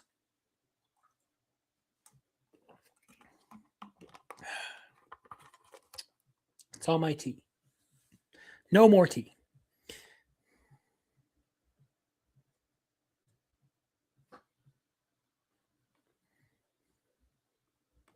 Interesting. Anyway, that's quite a bit enough for Sentenced to Be a Hero, because there isn't a whole ton that I feel like I need to sit here and comment on.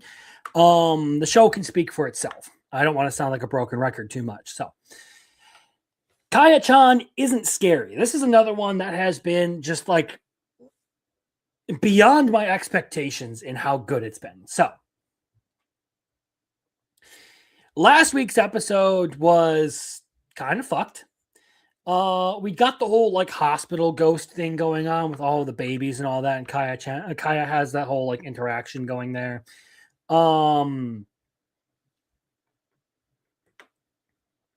We do have the thing with the aunt getting involved in Kaya's life and doing some investigations and stuff, and looking into what is going on with her sister. And then we find out that Mirai's family is a little bit strange. There's that whole photo in there where she has a bunch of things scribbled out and all of that. There's some weird stuff. They keep more and more so alluding to things that are happening and all that. It's been building on this, but it hasn't really given us like the huge payoffs for it yet. Really quickly, we do have Jeremy Turner for the $5. I appreciate that. That is going to the manga fund.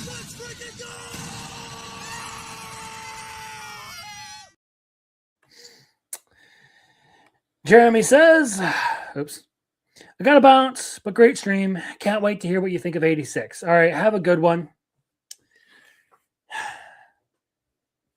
So yeah, episode 7 for Kaya was definitely one of those ones that does keep stacking on the, okay, that's really fucking dark. That's getting darker and darker and more fucked with every episode that this has.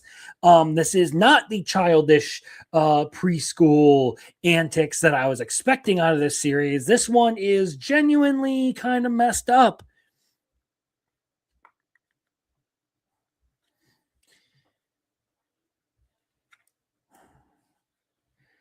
And then, of course, we get to episode 8. So, Mob has been missing, and we do have him come back in this episode.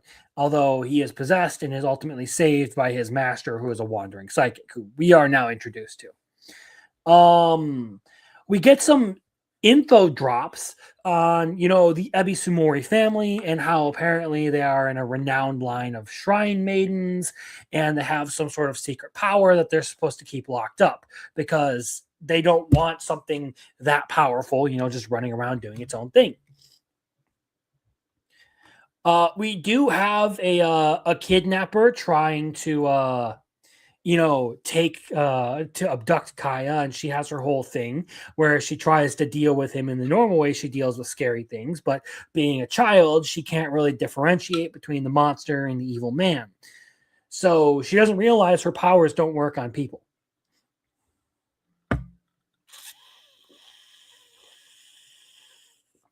Fortunately, again, we do have the wandering psychic stepping in to save the day and doing something to make sure that Kaya doesn't get hurt. And that's probably one of the more like, oh geez, that was kind of fucking wild that they did that moments of the series where they were willing to go the whole thing with like this dude just like straight up coming up to this little girl and be like, hey little girl, why don't you come with me? Why don't you come with me, Batman? Being all creepy and shit. So yeah, this has been a really good series, but it can be disturbing with some of the things that it does. It actually does do a decent job of being a horror anime. Like there are some things in there that are just genuinely like, oh, okay, that's whew. Oh boy.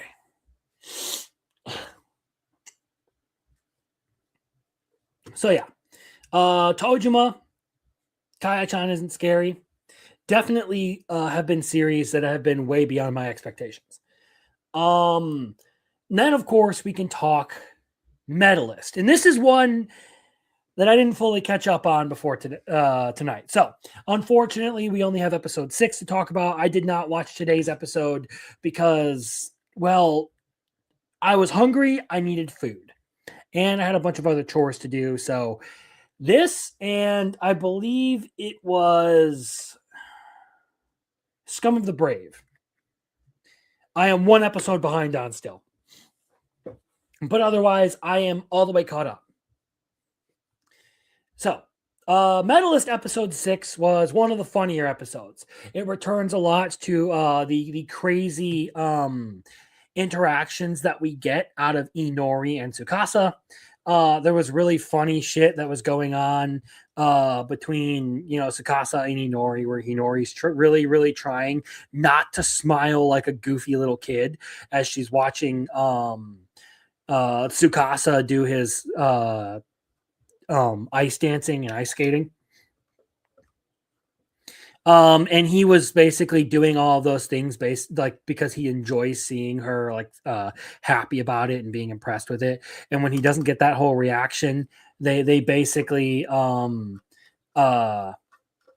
get their wires crossed and get the wrong reaction out of people. Or get the wrong reaction out of each other.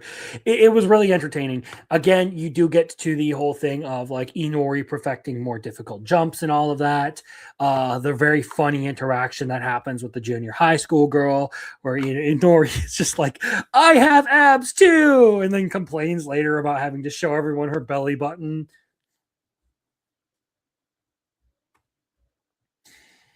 And then later on, we get even later than that, we get a little bit of the backdrop on Mika Yuitsuka, which is Inori's older sister. A lot of good stuff in episode 6. I actually thought it was a really entertaining episode, made me really happy to watch. It was super fun. We get introduced to the new coach and all of that.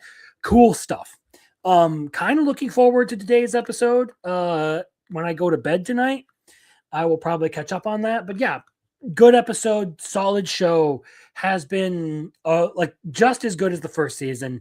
If you guys even if you aren't necessarily a fan of sports anime, this is still a good watch because it's genuinely good. Just for like character writing and storytelling. All right, now let's talk about one that I have found increasingly harder to watch lately.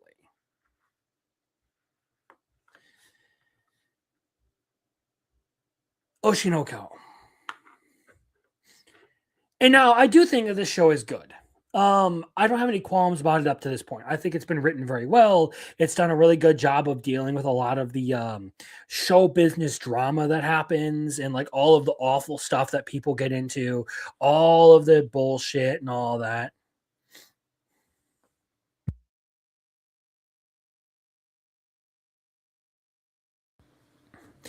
But at the same time, I feel like it can be a little heavy.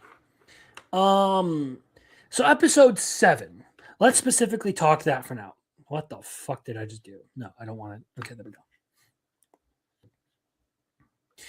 So, episode 7, we have Kana's whole scandal that's about to come out when Aqua decides to go and reveal to the world the truth that he and Ruby are Ai's children. So the whole world finds out about the twins, and they're able to spin that into some good PR and everything.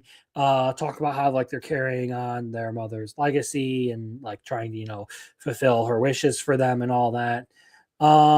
We do have Aqua breaking things off with Akane, which is kind of a dumb move on his part because this is a girl who was completely like ride or die with him. Although at the same time, I can kind of understand because she's so dedicated to this, like trying to save him and everything, that she would do some terribly stupid stuff of her own. And while he can be pretty fucked up in the head, Aqua is someone who really does genuinely care about a lot of the people that are around him. And he demonstrates that through his actions. And now with this, he's starting to begin like his actual revenge against his father because thanks to Akane's digging and everything, he has now found out who is responsible for masterminding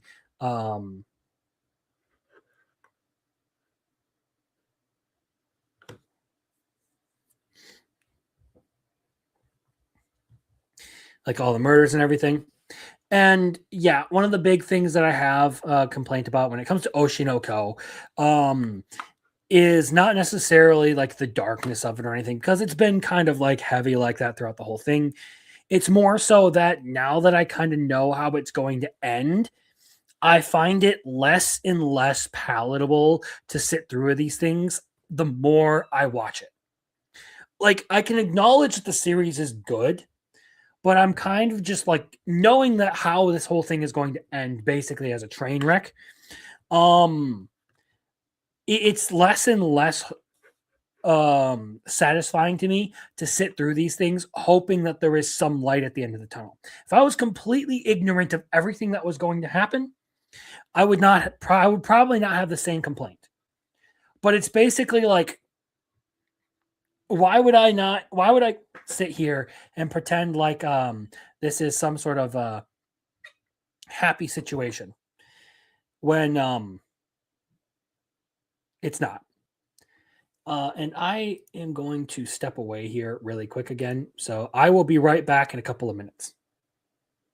I got to take care of something really quick.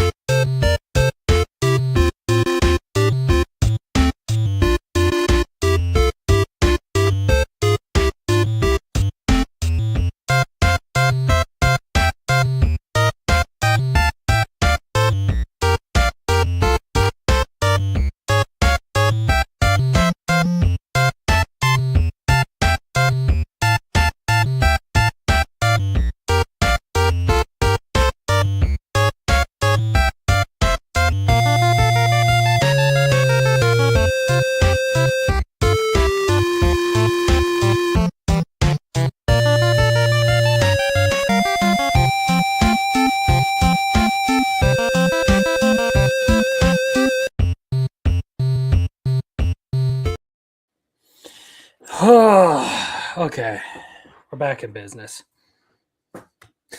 Oh, hey, Arceus showed up. How you doing, man?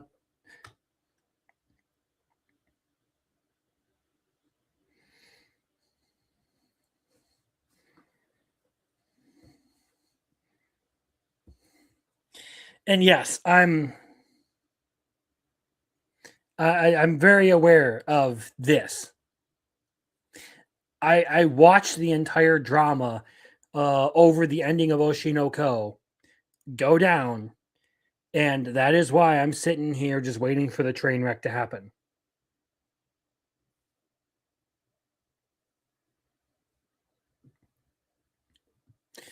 As far as I'm aware, though,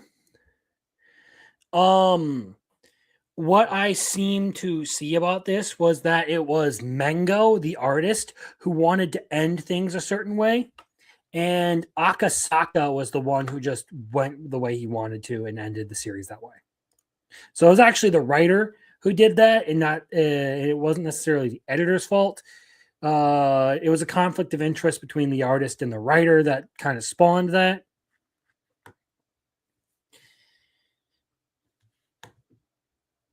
So yeah,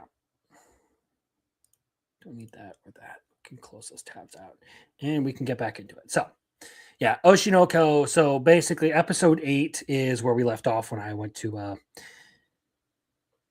deal with that fuckery.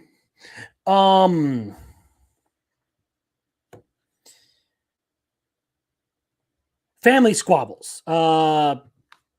Ruby gets really upset over everything that basically happens. She's super upset that Aqua would basically ruin their mother's reputation like that. But it's one of his power plays to start moving to, take his revenge against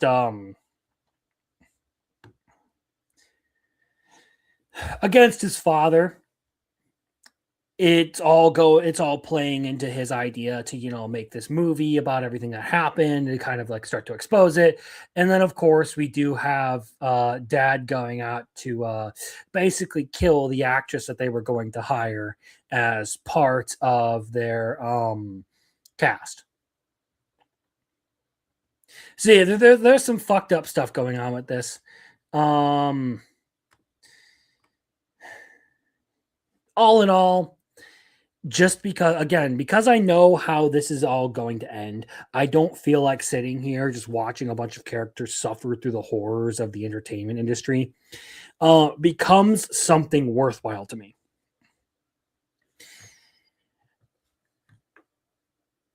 It's basically it just doesn't seem like it's going to be satisfying, but I've enjoyed the way that the series has written so far. I'm at least willing to go through the whole thing and get the context for how it ends to see if that changes my opinion on how things play out. Because you can be spoiled on something, and the spoilers don't necessarily do a good job of telling you exactly what's happening or conveying the entire bird's eye view of the situation. There may be some things that add some context in there that just like change your perspective on how things play out.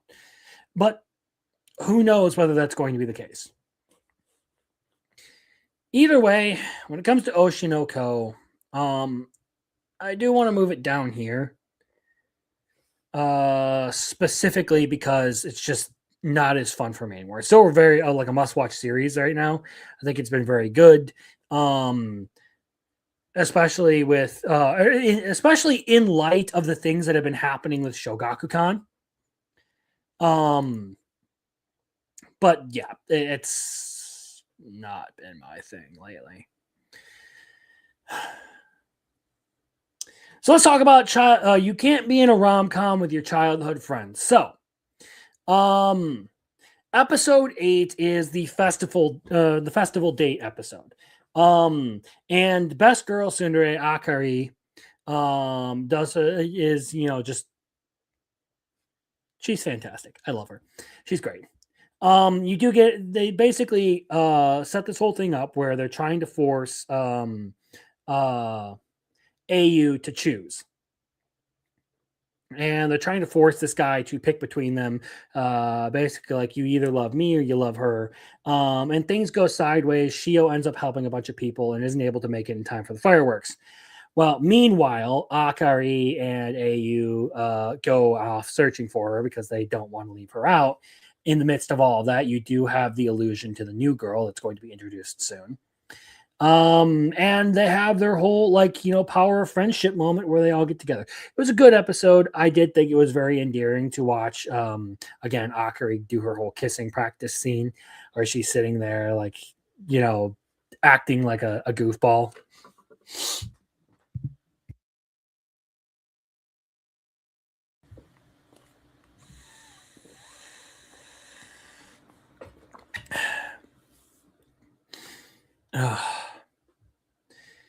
But episode 9 was, again, sort of playing off all of that. We got introduced there to the tomboy childhood friend that was confused with, I was confused for a boy, basically. So they have their whole reunion, and the tomboy is saying that, basically, like, she's out there, rooting for him, like she's gonna try and help everything, happen. She accidentally ends up spreading a bunch of rumors about how AU is, having 3 girls at one time, and it causes a whole problem at school and all that because Haru is just, the blunt, retarded tomboy, and she tends to just bludgeon things with a hammer to make them work. And yes, it really is just kind of a feel good, turn the brain off kind of show. And that's, I guess, why I've liked it recently, because I've been fairly exhausted. It's kind of funny, because when, life is good and everything, and, I'm having a great time, things aren't all that rough, just I'm feeling great. I enjoy series like Oshinoko, or Kaya, a lot. But when, like, I, have to, like, sit here and work my ass off, framing, money problems, all that kind of stuff. When life sucks, I like the happy stuff. I enjoy shows like this. So yeah, I don't know. Like, Tomboy's great. I will say that of all of the girls, Shio is probably my least favorite. If I had to rank them, I would probably say Akari is number 1. Runako, the little sister, is number 2. Tomboy Haru is number 3, and Shio's number 4.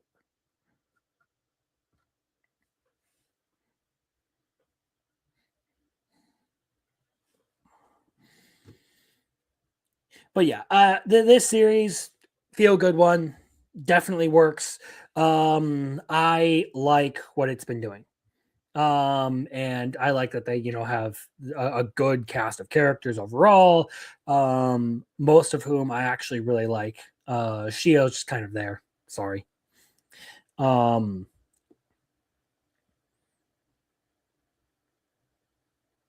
And all I can say is this man ended up with 4 female childhood friends. It should have been me, not him. It's not fair. It's not fair.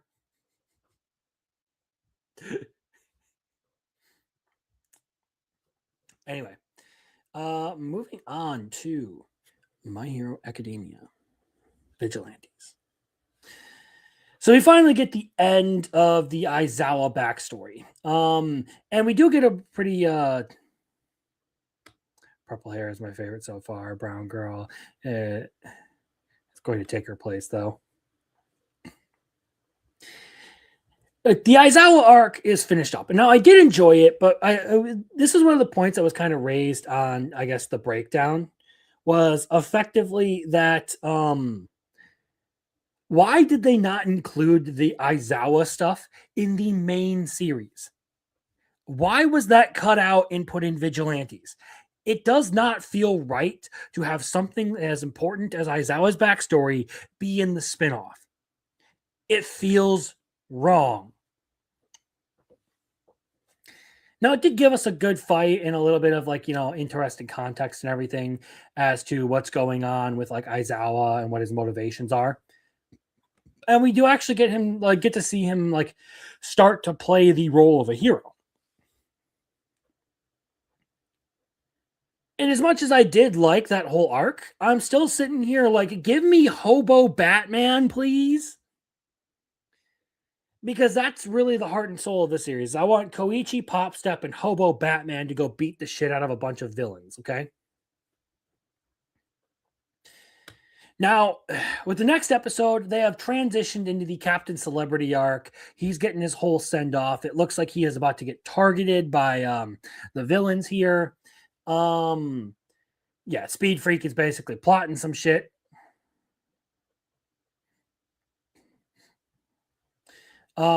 And it looks like they're going to give him like one big major send off with a bunch of major heroes showing up to this fight. So it looks like there's going to be a big gigantic brawl right here at the end of the season.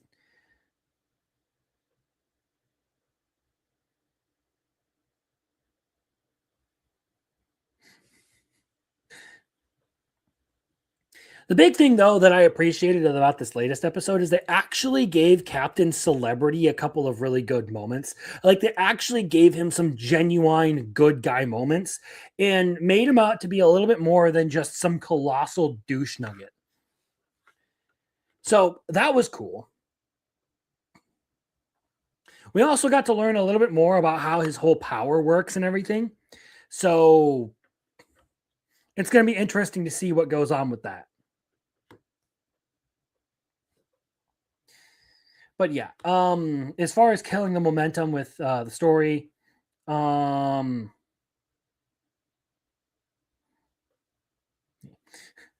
he ride the rails and stab with his hobo knife?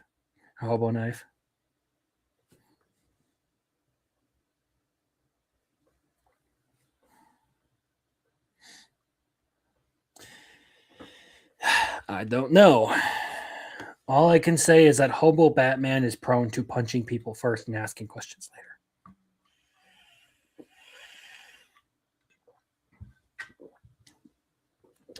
later. Moving along with the show, we have Journal with Witch. And this is one that I have, for as much as it can deal with some really like heavy topics and stuff, it feels pretty upbeat and uplifting. So in spite of the fact that like the whole series is basically about like grief and death and like learning to deal with life after losing someone, I still feel like it does a lot of positive things and it's kind of actually a feel-good story. At least to me, which may be weird to you guys, but like when I watch this, I genuinely kind of feel better afterwards. So episode 8 for Journal with Witch. Asa is ditching school because she's getting more and more frustrated as she's sort of like coming to terms and like internally accepting everything that has happened to her. She has this like building anger at the world and everyone around her, particularly her parents for abandoning her and all that, for like feeling like she isn't loved and all that. And is ultimately at the end able to sort of accept the death of her parents and like finally just kind of like begin to really move on from that. Like she's no longer just in shock. She's actually beginning to process things. And is coming out of the whole stagnation that causes. Episode 9 is a little bit more of a trippy episode because you're constantly bouncing back and forth between a couple of things. I found it a little bit hard to follow at times. Like, I don't know if it's like, it just wasn't straightforward. It wanted to jump between a bunch of different things to sort of, I guess, go over Asa's confusion and the various things that people are telling her and how she feels terribly confused over everything that's going on. But in the end, she does end up going back to school, and is like basically looking for ways to stand out. Her big confusion that I'm talking about here is basically like she's trying to figure out what she wants to do with her life. And she's struggling with not really having any standout qualities. And it's difficult for someone who, you know, well, not someone who's young like that, but also someone who has just lost very important people to them.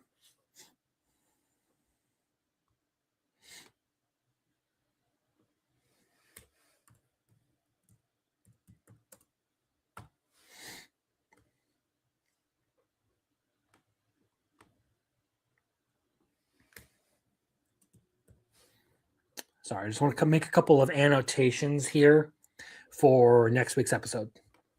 So yeah, honestly, very solid series. One that does a really good job of making something uplifting of a heavy and I guess depressing subject matter. So this is one where like I feel like this is another one of those hidden gems for the series, for the season. Like it's genuinely one of the best anime to come out this season, and I almost never see anyone talk about this shit. If I remember correctly, it was rated above an 8 on my anime list. Of course, it is fairly niche. It's going to be one of those ones that's more of a cult classic. One of those things to where like if you watch it and it's your thing, you're going to love it. Otherwise, a lot of people might not get it, find it boring, or just outright dismiss it.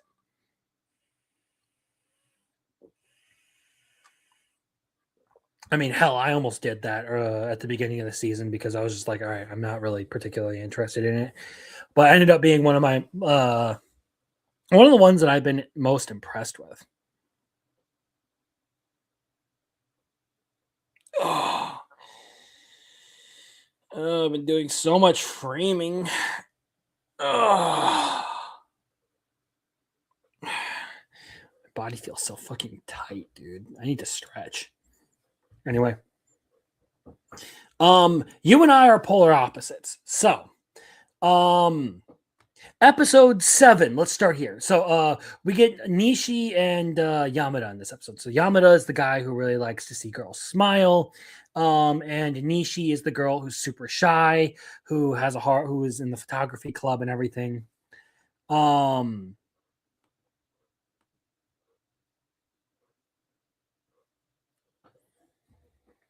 Tani gets really freaked out because Nishi is he thinks Suzuki misunderstands his relationship with Nishi and everything, and how like and she keeps asking him questions and being all angry and frustrated and stuff. They get that sorted out. We get a lot of Tyra's like contrary personality to where he'll like contradict himself and stuff like that. A bunch of goofy stuff happens in this episode of Polar Opposites, basically. And then of course you have Suzuki playing love detective and trying to figure out what's going on with Nishi and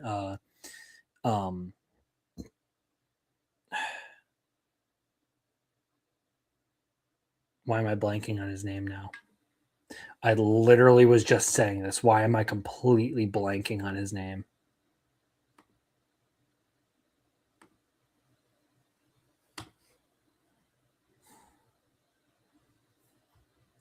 Go. You and I are polar opposites. Wow. Okay, this one's actually rated pretty fucking good. Yamada. Okay, Yamada. Of course, it would be something basic like that I would totally biff. Anyway, that was a good episode, but I think I liked the next episode after that even more. Tyra, our contrary guy, and the impure girl kind of have their moment at bowling. They're doing their whole thing, talking about some old friends and all that, and like how they viewed their old friends group. There's also the stuff with like basically you shouldn't worry about you shouldn't let other people trash you or treat you that way or like talk to you that way kind of moment where Tyra seems to have more respect for the girl than she has for herself. Suzuki wants to do the whole photo booth date and everything, so they have their cute moments. And then they, of course, do the at-home date at Suzuki's house, only for Tani to end up meeting her family and her dad. I think the only person who wasn't around was her older brother. This is another one where it's kind of like a feel-good story of like you just sort of like sit there and watch it and have fun. I will complain that sometimes they do move the subtitles a little bit fast. I'm kind of a slow reader, I'm not going to lie. But it's the only time I ever have a problem with that with this series is when it's Tyra talking. For some reason, he talks really fucking fast and in massive blocks of text that just kind of end up hard to read. At least for me.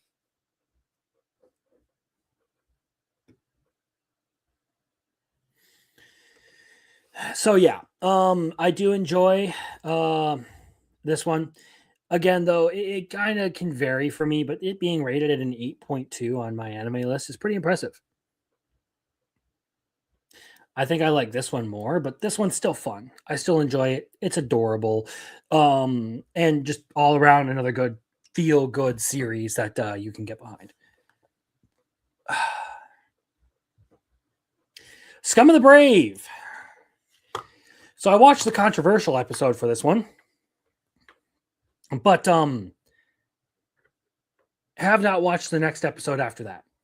So episode 8 basically goes down. This is in the aftermath of one of Yashiro's friends basically getting butchered. And this was a pretty fucked up episode. There's no ifs, ands, or buts about it. Like this one's pretty fucked up, and a lot of the things that they actually deal with in this one was questionable. But it kind of fits in with all the themes that have been going on with this one. Yashiro constantly talking about how you have to be scum in order to be one of the Braves, and how like good people don't last in this profession. Because you have the whole thing with basically the hands guy. He can control like hand-shaped objects or whatever, like the gloves and the puppet hands and all that. He's basically been taking a bunch of kids under his wing and all that. And like training them, giving them a place. And then of course you get to the whole politician thing where you have this guy who is putting out a bounty for the capture and return of his son, but completely disregarding his own, which is in and of itself kind of fucked. Like he's just like, I wrote that girl off a long time ago, but my son, he's better than that. He can do better than that. And then of course you get the basically the not so much a hint, but the basically like on the nose comment that it was an abusive home, and that this guy was basically just like a tyrant in the house. But more than that, you have Yashiro like without hesitation basically cutting this chick down. When I say this chick, I mean the teenage twin of the boy that he's supposed to take in for the bounty, take alive and all that.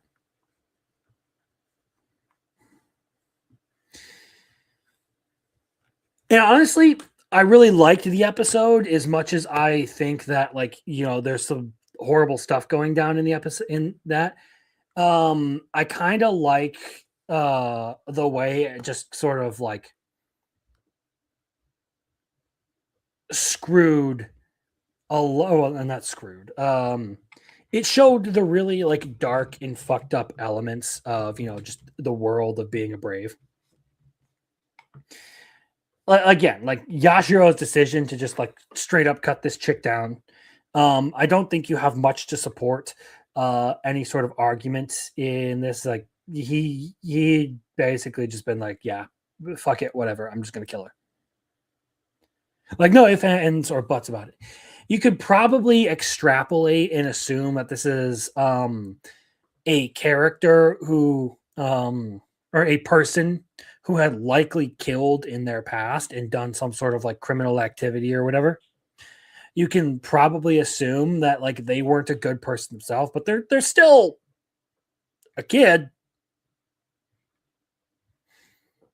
And in all fairness, it looks like that was the only one that they really went out of their way to cut down.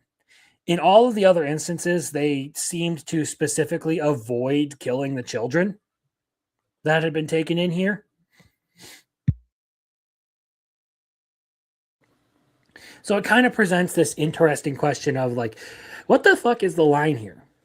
Like, yeah, we get it. Yashiro has been talking about how if you're brave, you're going to have to be comfortable doing some terrible, awful things that objectively aren't right.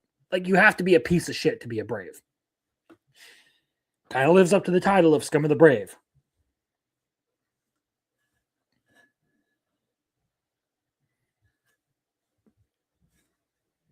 But I feel like that scene in particular lacks the amount of like context or I guess build up to it that would have really made it a more impactful scene.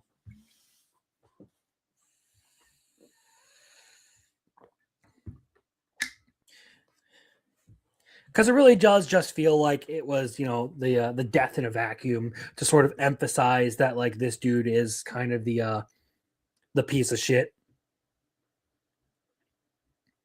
that he says he is.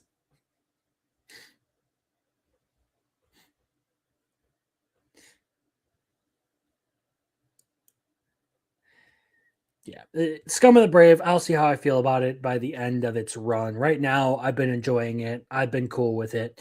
I'm curious to see how they're going to handle the rest of that stuff.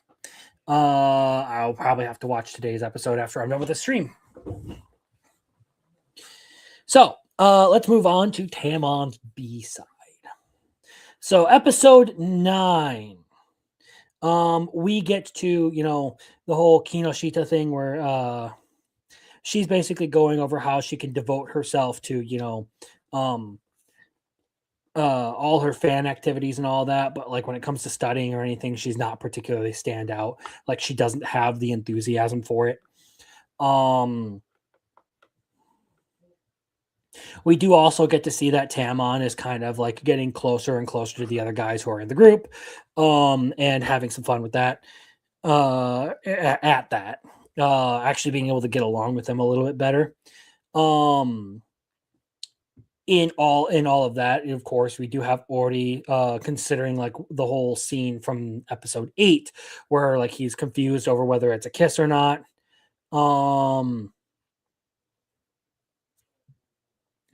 And then has the whole thing of like, hey, I'm realizing that I actually really like this chick, and it's not just some like petty competition for her attention. Like I actually genuinely care about her. Even though he's a total male tsundere. And that's when the competition for her attention really starts to kick off. So there you go. This is definitely one of those, shoujo series.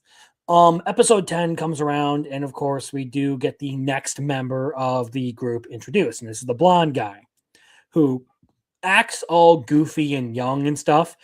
But he is, an adult heavy drinker and a smoker who likes to lounge around in his underwear and slack off.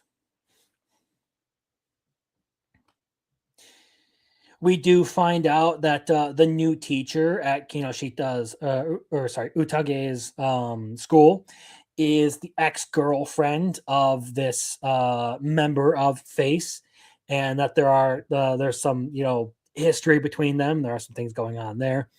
All in all, though, as long as we're not returning to Yandere Tamon, I think it's pretty solid. The worst episodes that it has are definitely the ones where it goes full like Yandere, and these past couple in particular have been really good insofar as like a character writing and storytelling element, as well as just general humor and stuff. Another one of those series where I do feel like it's a feel-good one, but not necessarily up on the same quality as the ones above it. I do derive some amount of fun from what it presents. Like, it's humorous. It's entertaining. Kinoshita's fan antics, basically, are fun. The way the guys interact with each other and their overly dramatic personalities bring some levity to all of the things that are going on. And right now I'm just kind of like, you got one more guy in this group. I'm almost terrified to see what he is going to turn out to be.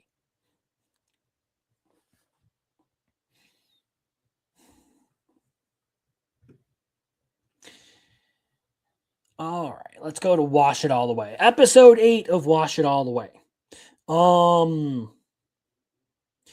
So Kinmei makes a new friend in the form of, I guess, the city manager or whatever. She's basically the one who does all the PR stuff, goes around basically helping like film crews, stuff like that, find their places that they're looking for. And they take a trip out to an island that I guess Kinmei has some kind of memory from. It's kind of a nice episode. A lot of these are just like feel-good episodes as far as this show goes. Like, This is another one of those happy ones that I can watch very easily and not have to worry too much about. I don't have to like have a particularly good week to be in the mood for it.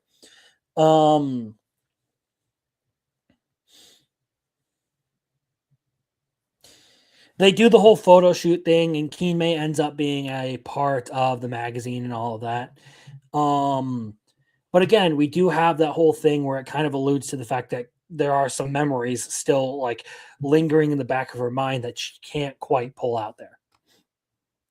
Like there's something there for her, but it's just not quite engaging.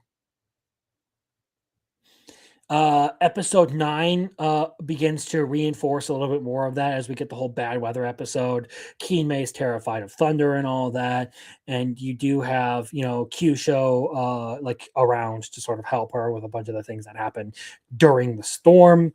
There's the whole washing machine incident where she's kind of sitting there like struggling with the tipped over washing machine,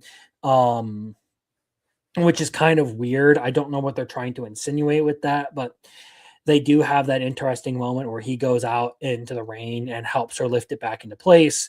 And then they kind of go inside, take the shower and everything, and, go to sleep. Again, I don't really have a ton of commentary on this one because it's like a feel-good series. I enjoy it. It's nice to watch, but I don't have any particularly striking comments about it. I don't find it to be this thing where I'm like sitting here like, oh, this is incredible. This is like amazing. It makes me feel better about my shitty week, okay?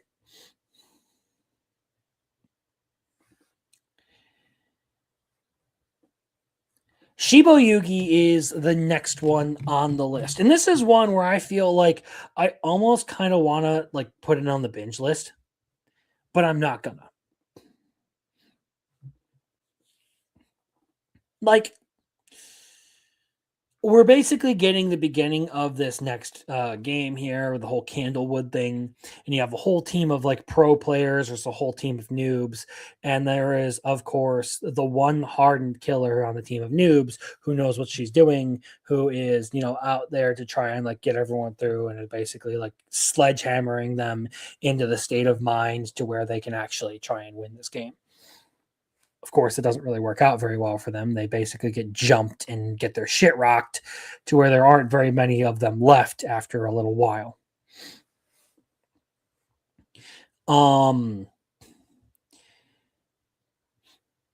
Meanwhile, episode 9 sort of continues off of that to like where we get more of the killing and stuff. We get basically Moegi, I think her name is, the green hair girl. We get her backstory and how she kind of like came into some of her thoughts and all that. There's a lot of commentary in episode 9 about her and her relation to the serial killer Bunny, who is about to go on a rampage in this upcoming episode. And this kind of calls back to some of the things that I've had a problem with in like Shibo Yugi, particularly it not necessarily being my thing. Objectively, good show. Don't have any problems about the writing or anything that I can say are specifically objective. Subjectively, though, when it comes to my opinion of it, it kind of becomes one of those shows where I feel like it's just killing and brutalizing a bunch of characters for the sake of it. And I'm not necessarily a huge fan of the way it goes about it. Like, it feels really depressing to watch. And I don't necessarily get the point in it being so depressing. Like in other stories that are a little bit more straightforward, take ReZero, Mushoku Tensei, stuff like that. Things that deal with depressing elements, but have a more like solid and clear story that they're telling. I can get that.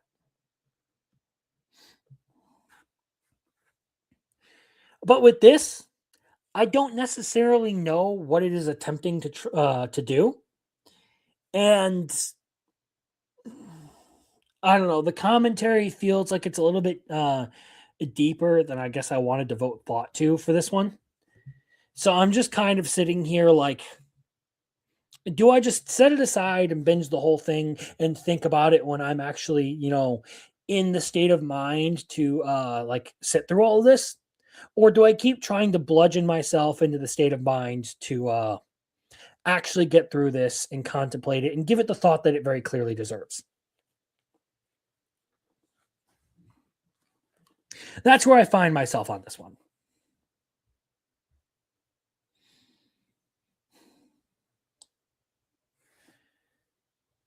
Let's talk Jujutsu Kaisen. So for pure entertainment value, Jujutsu Kaisen is fun. These last 2 episodes, I actually did really enjoy. I thought they were fairly good. We basically got to the whole Higuruma thing. And we got his backstory, and the point of the culling games is kind of debated during that whole exchange. Meanwhile, Yuji ends up caught in the domain expansion.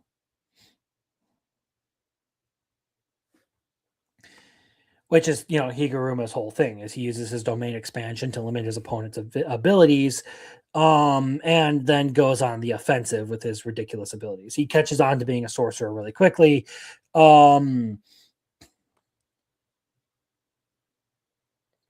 then in episode 9, you do get the whole Yuji exploiting the retrial thing, only to completely admit guilt for the Shibuya incident massacre. Meanwhile, Higuruma is sitting there, like, feeling super conflicted over Yuji just accepting guilt for everything that happened, even though Sukuna was the one responsible for all that. So there was some genuinely good storytelling that was done in all of that, with Higuruma basically getting that inspiration that he had back. While not necessarily, since he had kind of lost his faith in the justice system and then gone on to kill a bunch of people because he thought they were just corrupt, that they were acting unfairly. So basically, Yuji is able to, talk a disillusioned man back into things. And it was fairly entertaining. Do I think this impression will hold up? I have no idea at this point. This series has had its ups and downs as this season has started. It has had really, really boring, uninteresting episodes, and it's had some pretty good ones too.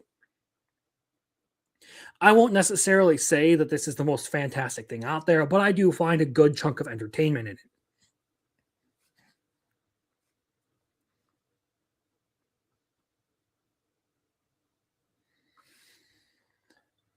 All right. Let's move on to The Invisible Man and his soon-to-be wife. Because this is another one of those feel-good stories that I enjoy, although it definitely is on the trashier side. So, I'm going to move this one all the way back down to the bottom of the interesting category, because it had one really, really good moment in there, and it's been consistently the same quality, but I get some enjoyment out of it. It's kind of my feel-good series. So episode 8 is their preparation basically for them to live together. They're kind of trying this whole thing out. You have the whole complaint that Tomoe is, Tonome is just too perfect. Our invisible guy is just too perfect of a boyfriend. He's trying way too hard, and it makes Shizuka uncomfortable. So they have that whole, that's basically the whole episode is he is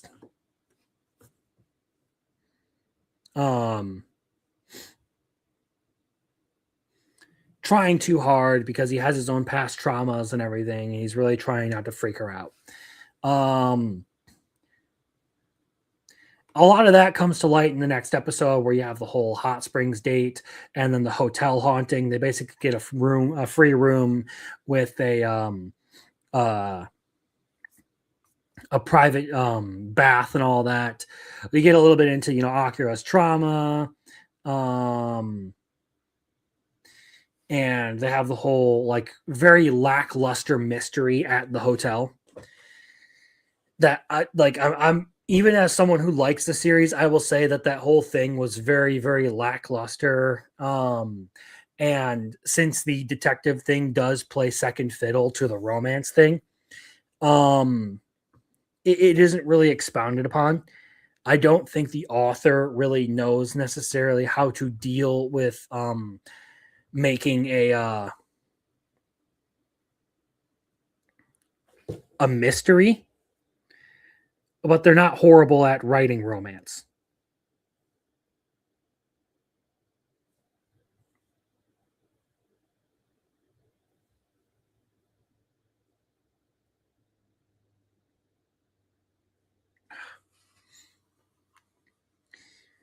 The worst thing about plywood is you always end up getting splinters in some of the most weird spots, like on the back of your wrist or some shit. I don't know how that happened, but I got one in there that keeps pricking me every time I move my wrist. And I've tried to get it out. I'll have to deal with that after the stream. Anyway, as far as this goes, again, it's a little bit on the trashier side. I respect anyone who isn't going to watch it because it's not like it's some fabulous series that I think everyone needs to go see. It's one of those things where I kind of find some parts of it very endearing, very soothing, something that I can sit down and watch after a bad day and just feel better.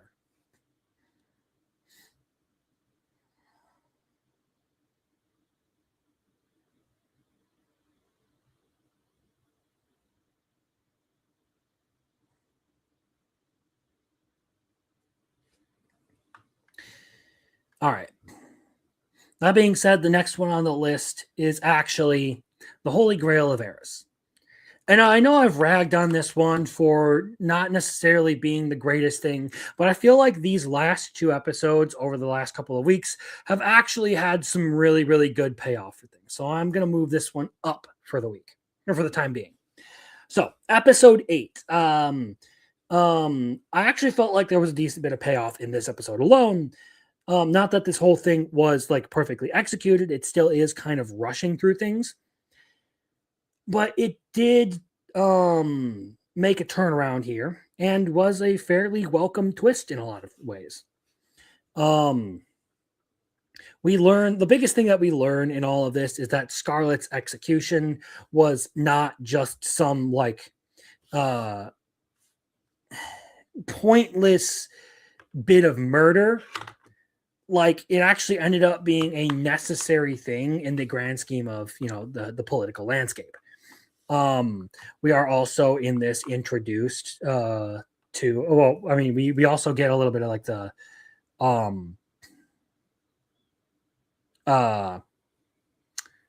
Lily's whole story and how she came across evidence and all that, her investigation and why she ultimately ended up taking her own life. And yeah, there was a lot of good things. Episode 8, I feel like, was probably one of the better episodes for this show. Then, of course, we do have the uniting with the princess of the other nation to try and stop a war between the two kingdoms, and the adventure with the suspiciously sword-shaped bundle on her back is an ally, not someone that we're going to have to worry about. So that's cool. Episode 9, again, carries on with some of those same themes. This one actually did kind of hurt because we actually got like a good like look into what led up to Scarlett's execution. We got to see basically that it was her father who was the one who pushed the whole thing, and it wasn't because he hated her or was in league with the enemy or anything. It was specifically because he was attempting to stop the plans that basically this other kingdom had been enacting. And he was faced with this difficult choice of either sacrificing his own family or sacrificing an entire kingdom. And given the given the weight of that decision, that one kind of hurt. Like you have to either choose between, you know, your own child or an entire kingdom. Which feels kind of convoluted, to be entirely honest. But I guess I still don't have like all of my vitality back after working like a slave because it was acceptable enough to me. Thinking about it a little bit more, I kind of had the question in the back of my mind is like, okay, but why specifically would Scarlet marrying into royalty, even if she was of this bloodline, become a huge problem?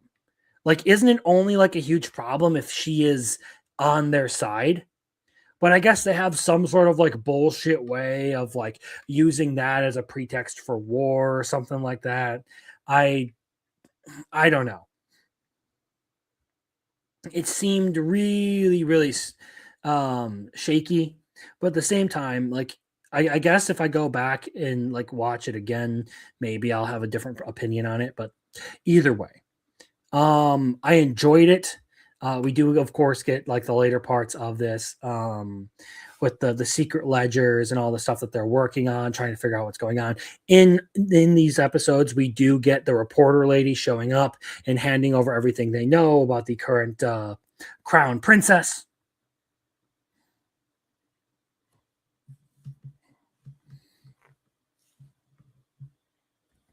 Yeah, there's that one actually got quite a bit better over these last couple of episodes. Glad to have kept watching it. Hell Teacher Nube. All right, let's talk Hell Teacher Nube. So, episode 8 gives us the disease monster. We basically have Miss Ritsuko dealing with one of her students who is having a supernatural problem. She refuses to believe the kid, and that gets him into some trouble as he gets, contaminated by this disease monster.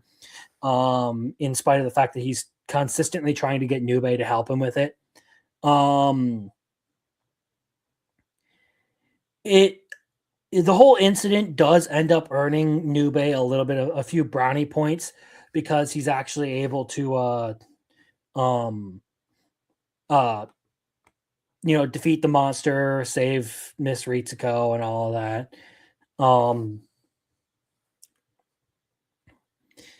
Good episode because it does sort of like push that, like she has a more favorable opinion of him. Still does not like the supernatural stuff. He tries to convince her that it was all just a dream, that nothing really happened. But then she sees the extinguishers, are like, oh, all of that happened. So he actually did come to save me. He actually is reliable when it comes to this thing. And just sort of plays along with it. Then the next episode, you have the criminals who run down one of a couple of the monks, and those monks come hunting them down. They end up trying to hide in the school and use the kids as bait and all that. Basically, be pieces of shit.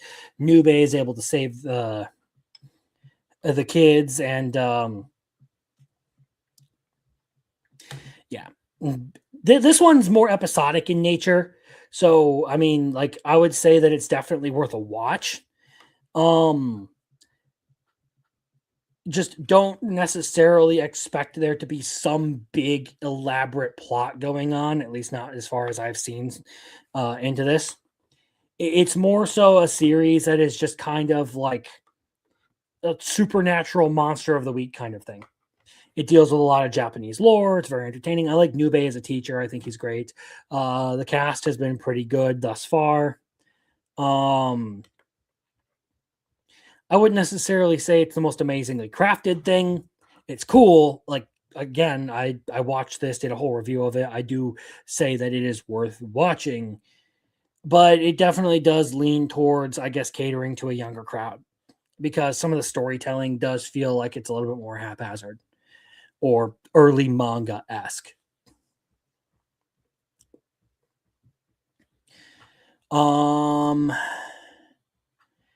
Hell's Paradise. Hell's Paradise is another one that I feel like did pretty good with the last couple of episodes. So I will put it up there. I will give it the shot, okay? I will allow it. So episode 7 rolls around and the Bandit brothers do their whole thing. They basically decide that they are going to team up and deal with one of the two Tencent in the room, while Sword Dragon guy and Shorty Pants deal with the other one. The big guy with the hook hand, I forget his name. We get a little bit of his backstory and everything. They start talking technically about how good they are using Tao and all that. Big guy basically learns to sense Tao by blinding himself. Animation's good. I kind of like where they went with a lot of the storytelling. Episode 8, we do get a little bit more of the Tencent backstory and how this pair has basically interacted with each other. The two of them combine forces and kind of become one giant monster with two cores that have to be destroyed. So now, as the second expedition is closing in on Tencent headquarters, they are basically doing a 4-on-1 against a giant monster where they're all going to have to tag team it and figure out and find a way to beat it.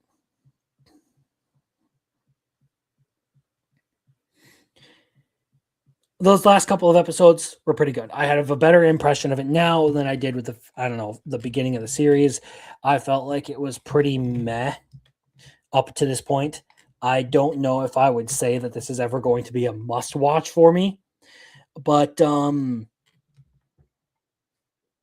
it's not as bad now. Ugh, getting tired here. Going exceedingly long for this catch-up episode.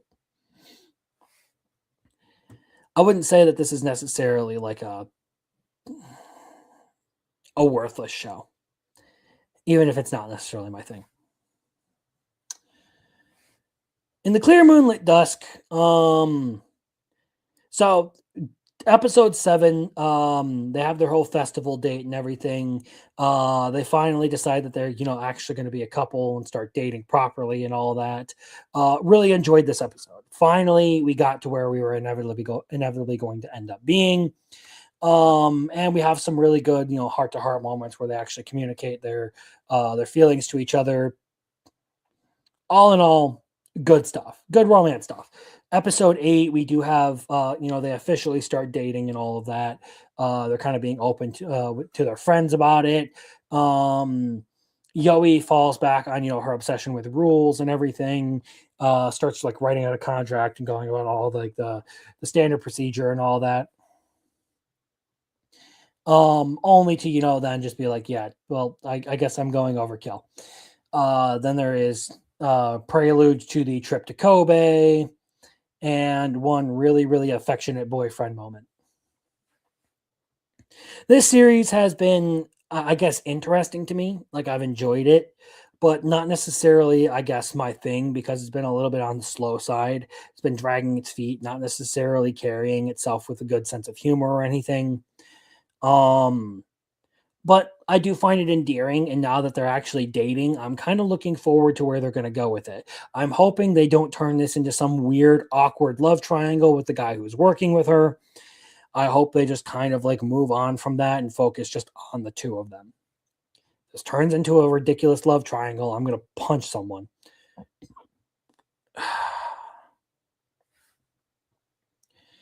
All right, I only got a few more to get through. Whew. We're getting there. Fire Force. So Fire Force kind of is a net zero impression for me, because episode 8, while I did enjoy some of the commentary they made about, like, we were making fun of people who are absolutely against fan service and who constantly rail against it. At the same time, I wasn't all that impressed with the rest of the episode.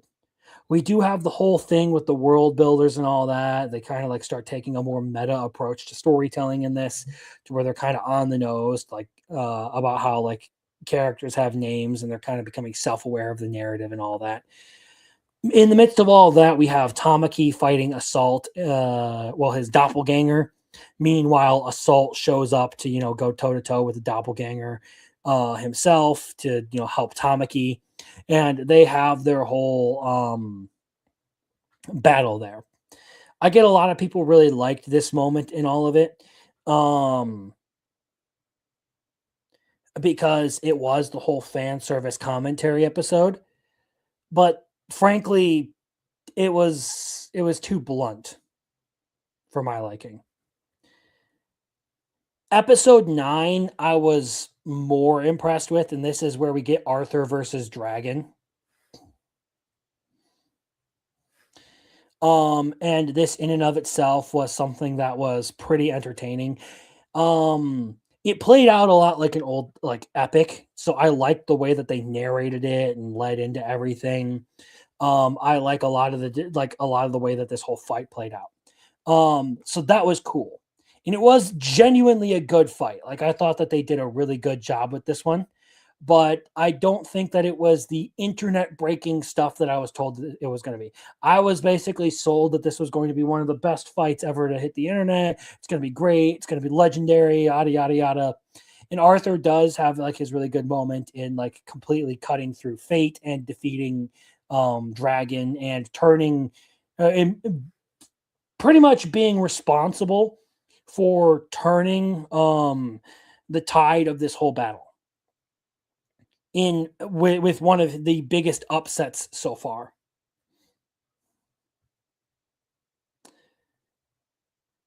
So all in all, Fire Force still kind of just sits the same for me.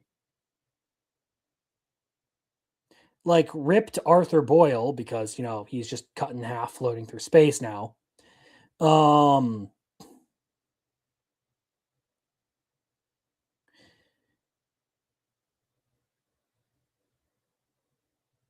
But I'll give it to him. It was good.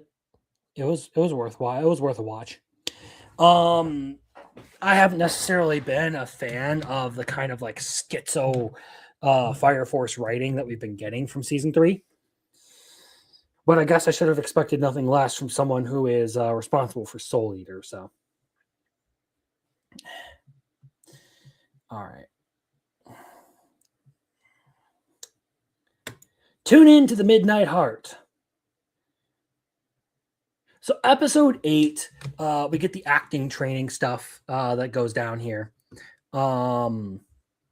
And we have the whole so basically Tsundere Girl is struggling with trying to, get into the mindset of the character that she's playing. So they set up this whole situation to try and make her feel like she's, being cheated on and all that.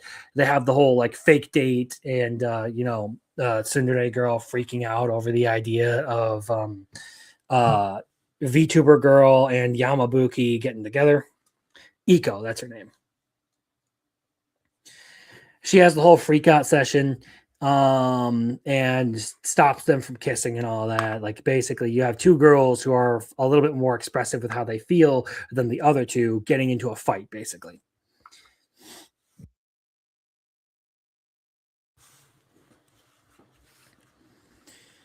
After that, you do get the VTuber Troubles episode where they kind of have the whole thing with Iko struggling to try and compete with other VTubers. She has her viral moment where she plays a horror game trying to speed run it and then completely freaks the fuck out over it. That gets her some internet recognition. Ends up getting grouped in with a bunch of people who make fun of her and all that. They do their gaming stuff. Yeah. Frankly, this is a series that I watch but don't necessarily care much for. I'm not a huge fan of the way it's been going about things. I expected something a little bit different. Haven't necessarily gotten the satisfaction out of it that I was hoping for. The girls just aren't really that compelling. The main character, at least he has a spine, and isn't a total incompetent. But I guess they don't really do a good job of making this a compelling romance. So far, it's really just been a lot of this dude solving problems for these girls.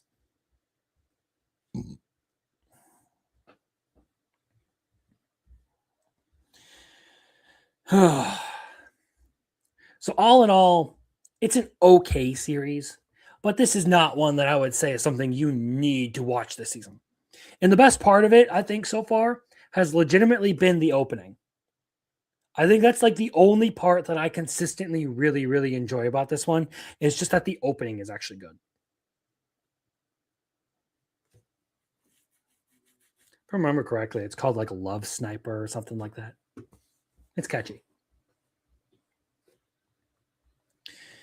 A Demon Lord's Daughter. Okay.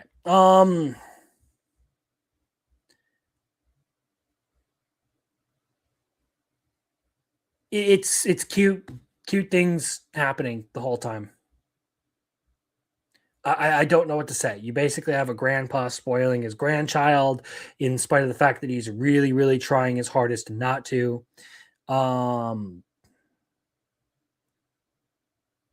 That's basically all of episode 9 is literally just the grandfather being around, doing grandfather things, trying to straighten out his granddaughter, only to, completely capitulate at the end. Episode 10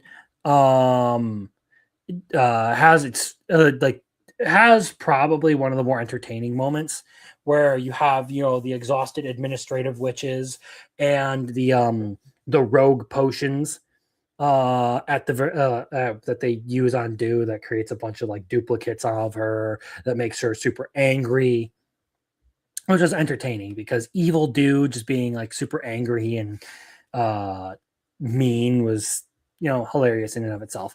And of course you then get the whole heroes party thing going on. Look, I try to look at this one as kind of a feel-good series, but I'm not necessarily a huge fan of it.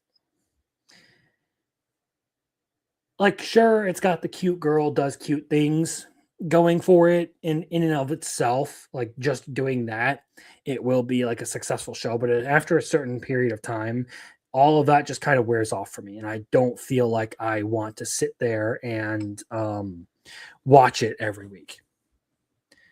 I'm going to finish it just because I'm in this far and I don't hate it, but not necessarily my cup of tea. Don't think I would ever recommend watching this to someone. These next two, however, oh boy. These next two, I literally have the exact same note for both of them. Jesus Christ, I need to drop this now. So, this one's going in the bad category.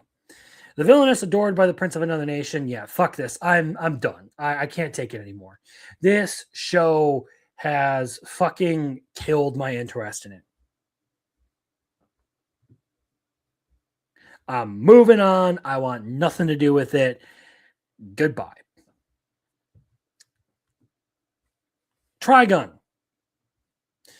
The same thing. I didn't even bother watching this week's episodes. I literally just looked at it and I was like, I don't want to. But I'm going to have to finish this season to do my full video on it. So it's just going to be something that I binge after the fact. Like when I'm ready to do that video, I will finish this out. But for now, I'm done. I don't want to watch any more Trigun. Fuck this show. I can't do it right now. I can't do this right now. I got to be done. Like, this is not a good remake. Fuck you. And anyone who tries to argue otherwise, I don't like this. Just read Trigun manga. Just do that. That's all you need to do. Just do that. Just do it. Do it. Do it now. Trigun manga is better. So that's pretty much where we leave off. Insofar as this week's anime rankings go. We're going to snap a picture of that for posterity so that I can keep track of what I did this week.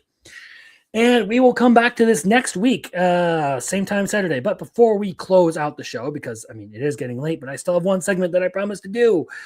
And I kind of figured that this was going to happen, that the show was going to run long and my voice was still going to start to give out, even the fact that I have, water and stuff here.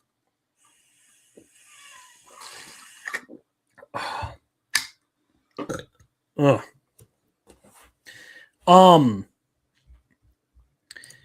We are going to switch over and quickly run through the ultimate waifu tier list. So this is where we were as of the last time that I was here. And I grabbed a small selection tonight because I didn't want to get into too much. So I did, grab Fire Force because it felt relevant, and Uzaki because I realized I was talking about it quite a bit and I had never put these girls on here. So it is time to dive into this, and also just ignore this. I keep forgetting to delete it from the file.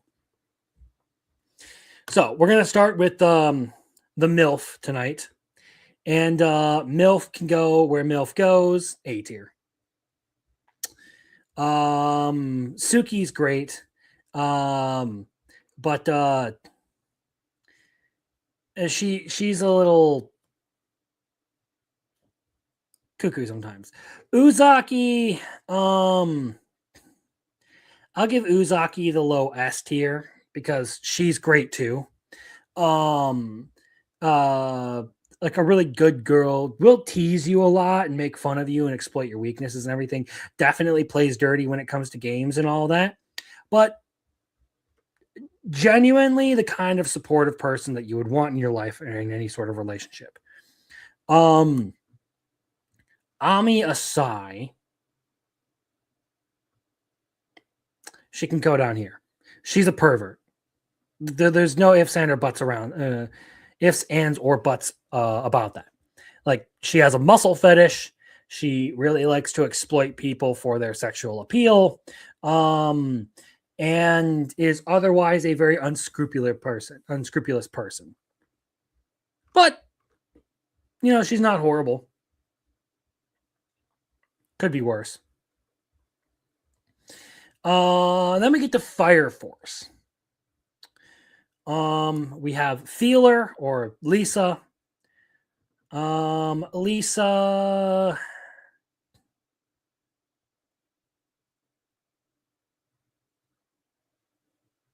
B. I'll put Lisa in B. She's all right, but like not really my thing. Iris. Sister Iris is, adorable, but C, not really super interested in her. Maki,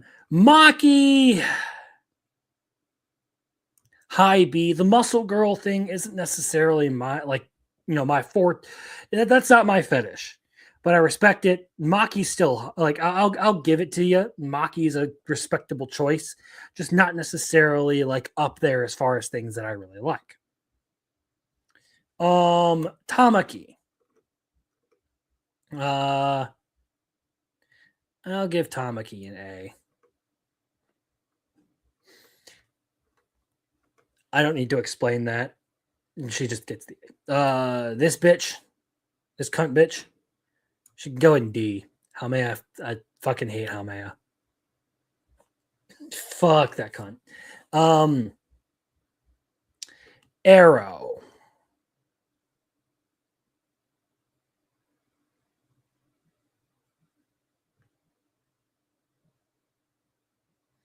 I don't really feel like there's much to do about Arrow either. Like, I'm not necessarily like a huge fan of that character. And then, of course, you have Captain Hibana, who I will, just for, the MILF energy, I'll put in A tier. Because, no, I feel like I need to go lower. Because I'm not necessarily into femdom. So I'll put that there. She can go there. Sorry that there wasn't a huge selection here tonight, but I knew this show was going to run fucking long. And by the end of it, I was probably going to be looking for an excuse to, rush things to an end. So I still wanted to keep up with this. And besides, the less this list grows with each week, the better for me, because you would not believe how long it takes to get this set up. And the more entries I put on here, the longer it takes to sift through them and get all of this organized. But with that being said, we're going to download this image. download image and name it. Go to downloads. Record 125.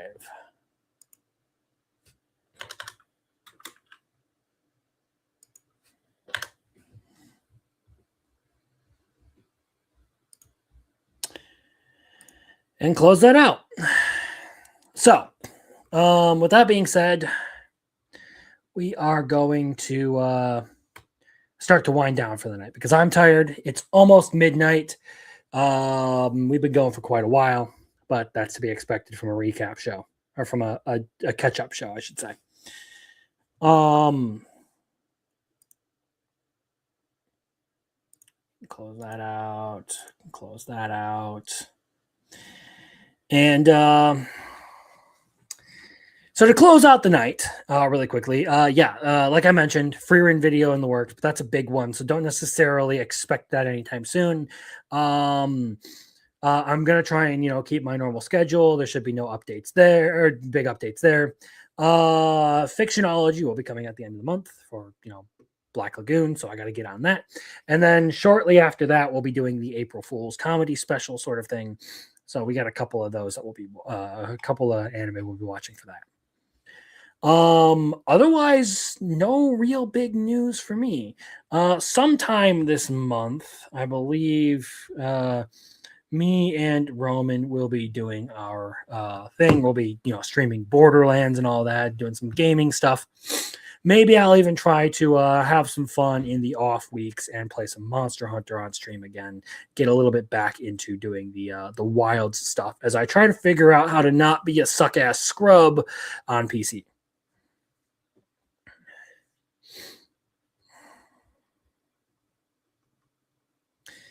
Other than that, hope you guys all have a good night. Hope you all have a good rest of your weekend. Thank you all for tuning in and staying tuned in for as long as you did and for participating. We appreciate it. I appreciate it. Hope you guys all, just have a great time until I see you next. We'll definitely be back here on, Saturday, next week. And I will definitely be live potentially. Sorry, I should say potentially be live Monday, with Biggles. We'll be hanging out around some of the other guys' streams like Vagabundo. I'll probably be in chat over there hanging out with him. And just, randomly wherever you can find Anime Talk, there is a chance that I will be there. So good night. Thank you all for tuning in. I appreciate it. Y'all rock. Y'all make it worth doing this kind of stuff. So hold on. I did not change the outro. What outro should I use? You know what? We'll just go with the Black Lagoon announcement and outro. So have a good one. That's the wrong button.